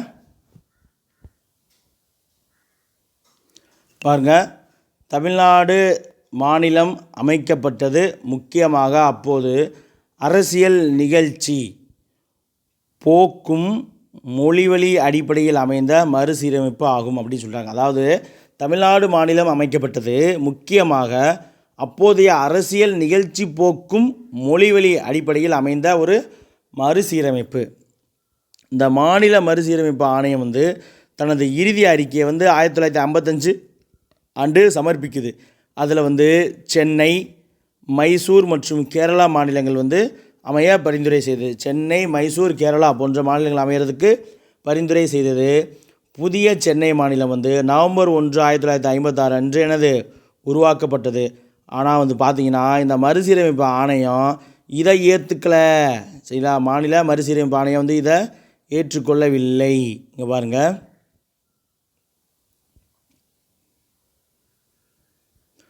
பொதுவாக பார்த்திங்கன்னா அவங்க ஏற்றுக்காமல் ஒரு பகுதி வட்டத்தில் எந்த மொழி பேசுபவர்கள் அதிக விழுக்காட்டில் வாழ்கிறார்களோ அந்த மொழி மாநிலத்துடன் அப்பகுதி இணைக்கப்பட வேண்டும் என்பதை ஆணையம் ஏற்றுக்கொண்டிருக்கு. சரிங்களா, அதாவது பொதுவாக ஒரு பகுதியில் எந்த மொழி பேசக்கூடிய மக்கள் அதிகம் இருக்காங்களோ அந்த மொழி பேசக்கூடிய மாநிலத்தோட தான் அந்த பகுதி இணைக்கப்படணும் அப்படின்னு ஆணையம் ஏற்றுக்கிட்டு இருக்கு. ஆனால் பார்த்திங்கன்னா தேவிகுளம் உள்ளிட்ட 4 வட்டங்களை பொறுத்தது வேறு அளவீட்டினை பயன்படுத்துது. இந்த மாநில சீரமைப்பு ஆணையம் இருக்கு இல்லையா, தேவிகுளம் அப்படிங்கிற உள்ளிட்ட 4 வட்டங்களை பொறுத்து வேறு வகையான அளவீட்டை பயன்படுத்துகிறாங்க. என்னன்னு பார்த்தீங்கன்னா நிலப்பரப்பை காரணம் காட்டி அவை எல்லாமே திருவிதாங்கூர் உடனே நீடிக்கணும் அப்படின்னு அறிவிக்கிறாங்க. கேரளாவுக்கு நிலப்பரப்பு கம்மியாக இருக்குது, ஆனால் அங்கே தமிழ் பேசுகிறவங்க அதிகமாக இருக்காங்க. பொதுவாக மாநில மறுசீரமைப்பு ஆணையம் என்ன சொல்லுது, 4 மாநிலங்கள் அமையணும்னு சொல்லுது. ஒன்று சென்னை, மைசூர், கேரளா அப்படின்ற பாருங்கள், சென்னை, மைசூர் மற்றும் கேரளா அப்படின்ற 3 மாநிலங்கள் அமையணும் அப்படின்னு சொல்கிறாங்க. ஆனால் இதன் அடிப்படையில் எனது 1956 நவம்பர் 1 புதிய சென்னை மாநிலம் உருவாக்கப்படுது. ஆனால் மறுசீரமைப்பு ஆணையம் இந்த இதை ஏற்றுக்கலை. சரிங்களா, இந்த அவங்க கொடுத்த செயல்பாட்டையே ஏற்றுக்காமல் என்ன செய்கிறாங்க அப்படின்னு பார்த்தீங்கன்னா, பொதுவாக பார்த்திங்கன்னா ஒரு பகுதி ஒரு வட்டத்தில் எந்த மொழி பேசக்கூடிய மக்கள் அதிகமாக இருக்காங்களோ அந்த மாநிலத்தில் தான் அந்த பகுதி சேர்க்கப்படும். ஆனால் தேவிகுளம் உட்பட்ட 4 வட்டங்களை பொறுத்த வரைக்கும் அங்கே தமிழ் பேசக்கூடியவர்கள் அதிகமாக இருந்தாலும் நிலப்பரப்பு கேரளாவுக்கு கம்மியாக இருக்குது அப்படின்னு சொல்லிட்டு அதுக்கப்புறம் கேரளா கொடுத்துட்டாங்க. சரிங்களா, நிலப்பரப்பை காரணம் காட்டி அவை திருவிதாங்கூருடனே நீடித்தல் வேண்டும் அப்படின்னு சொல்லி அறிவிக்கிறது. ஆனால் திருவிதாங்கூர் பகுதியில் போய் பார்த்திங்கன்னா என்னது, தமிழ் மொழி பேசுவோர் சதவீத அடிப்படையில் 4 வட்டங்களாக, சரிங்களா, திருவிதாங்கூர் பகுதியில் தமிழ் மொழி பேசுகிறவங்க சதவீத அடிப்படையில் 4 வட்டங்களாக, ஒன்று அகத்தீஸ்வரம், தோவாளை, கல்குளம், சரிங்களா, தோவாளை, கல்குளம் மற்றும் விளவங்கோடு இதெல்லாமே என்னது சென்னை மாநிலத்தோடு சேர்க்க வேண்டும் அப்படின்னு சொல்கிறாங்க. அதாவது இவங்க தேவிகுளம் உள்ளிட்ட 4 வட்டங்களை என்ன பண்ணுறாங்க, நிலப்பரப்பை காரணம் காட்டி கேரளா கொடுத்துட்றாங்க. நிலப்பரப்பை காரணம் காட்டி என்ன செய்கிறாங்க, கேரளாவுடைய என்னது நீடிக்கணும் அப்படின்னு சொல்லிடுறாங்க. இருந்தாலும்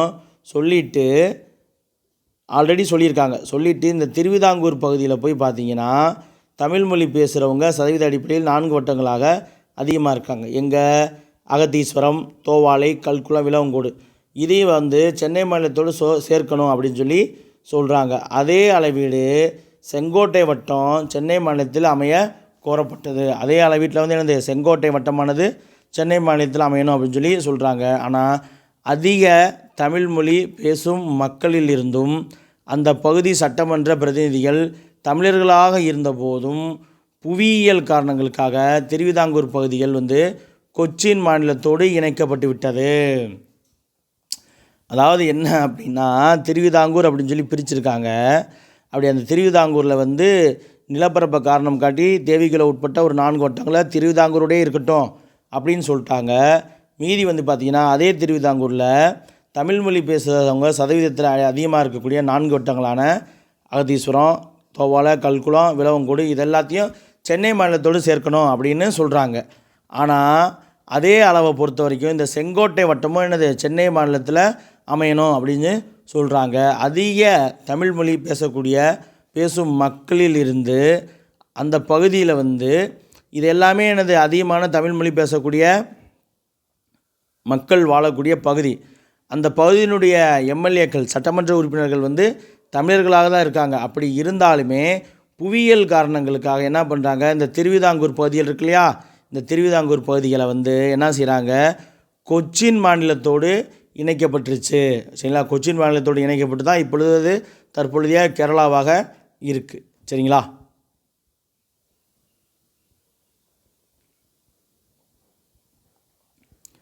அடுத்து வந்து தமிழ்நாடு என பெயர் மாற்ற போராட்டம் வந்து பார்க்க போகிறோம். தமிழ்நாடு என பெயர் மாற்ற போராட்டம் பாருங்கள். தமிழர்களுக்கென தனி மாநிலம் அமைந்த பிறகு அவர்கள் முழுவதுமாக திருப்தி அடையலை. அவர்கள் தங்கள் மாநிலத்திற்கு சென்னை மாநிலம் அப்படின்னு இருக்கக்கூடிய பெயரை மாற்றிட்டு தமிழ்நாடு அப்படின்னு மாற்றுறாங்க. இந்த பெயர் மாற்றத்துக்கான போராட்டம் வந்து 10 ஆண்டுகளாக நடைபெற்று தான் இருந்தது. மாநில மறுசீரமைப்பு ஆணையம் இந்த பெயர் மாற்றத்திற்கு பரிந்துரைக்கல. மாநில மறுசீரமைப்பு ஆணையம் வந்து பெயர் மாற்றம் சொல்லலை. ஆனால் ஏராளமான ஆர்ப்பாட்டங்களும் முற்றுகைகளும் போராட்டங்களும் சென்னை மாநிலத்தில் நடந்துகிட்டு தான் இருந்துச்சு. மகாத்மா காந்தி அவர்களுடைய சீடரும் சுதந்திர போராட்ட வீரருமான நம்முடைய விருதுநகர் சங்கரலிங்கனார் அவர்கள் இந்த பெயர் மாற்ற கோரிக்கைக்காக சாகும் வரைக்கும் உண்ணாவிரதம் நோன்பை வந்து எப்போ ஜூலை 27, 1956 துவக்கிறார். 56 துவக்கி 76 நாள் உண்ணாவிரதம் இருந்து அக்டோபர் 13, 1956 உயிரை நீத்தார். சரிங்களா?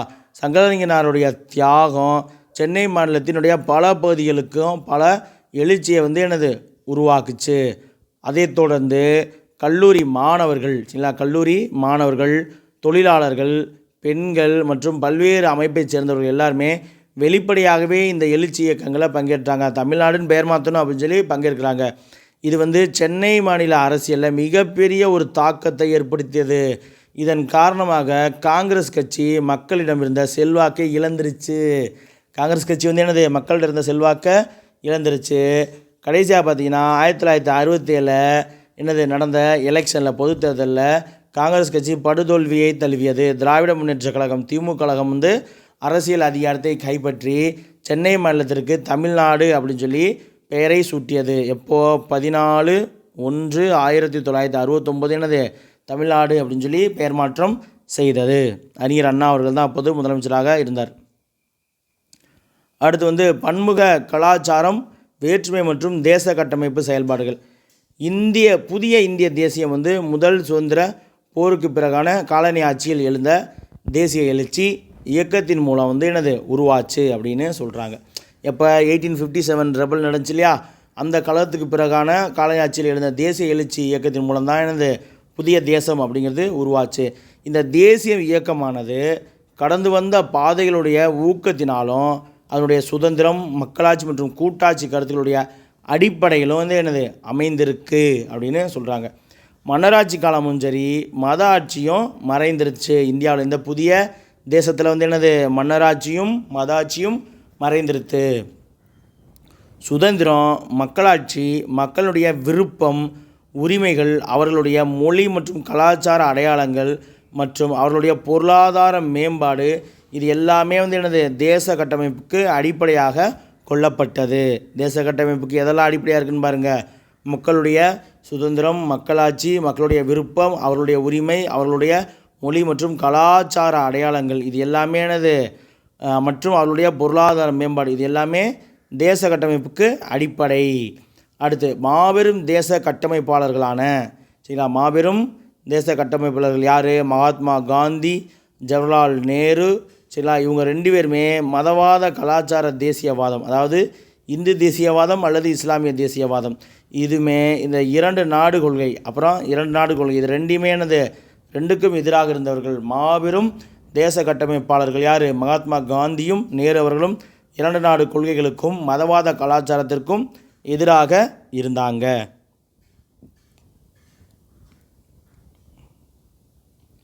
அடுத்து வந்து பார்த்திங்கன்னா இந்தியாவினுடைய பன்மை சமூக அமைப்பை வந்து இவங்க இந்த 2 பேருமே ஏற்றுக்கொண்டாங்க. இந்தியாவினுடைய பன்மை சமூக அமைப்பை ஏற்றுக்கொண்டார்கள்.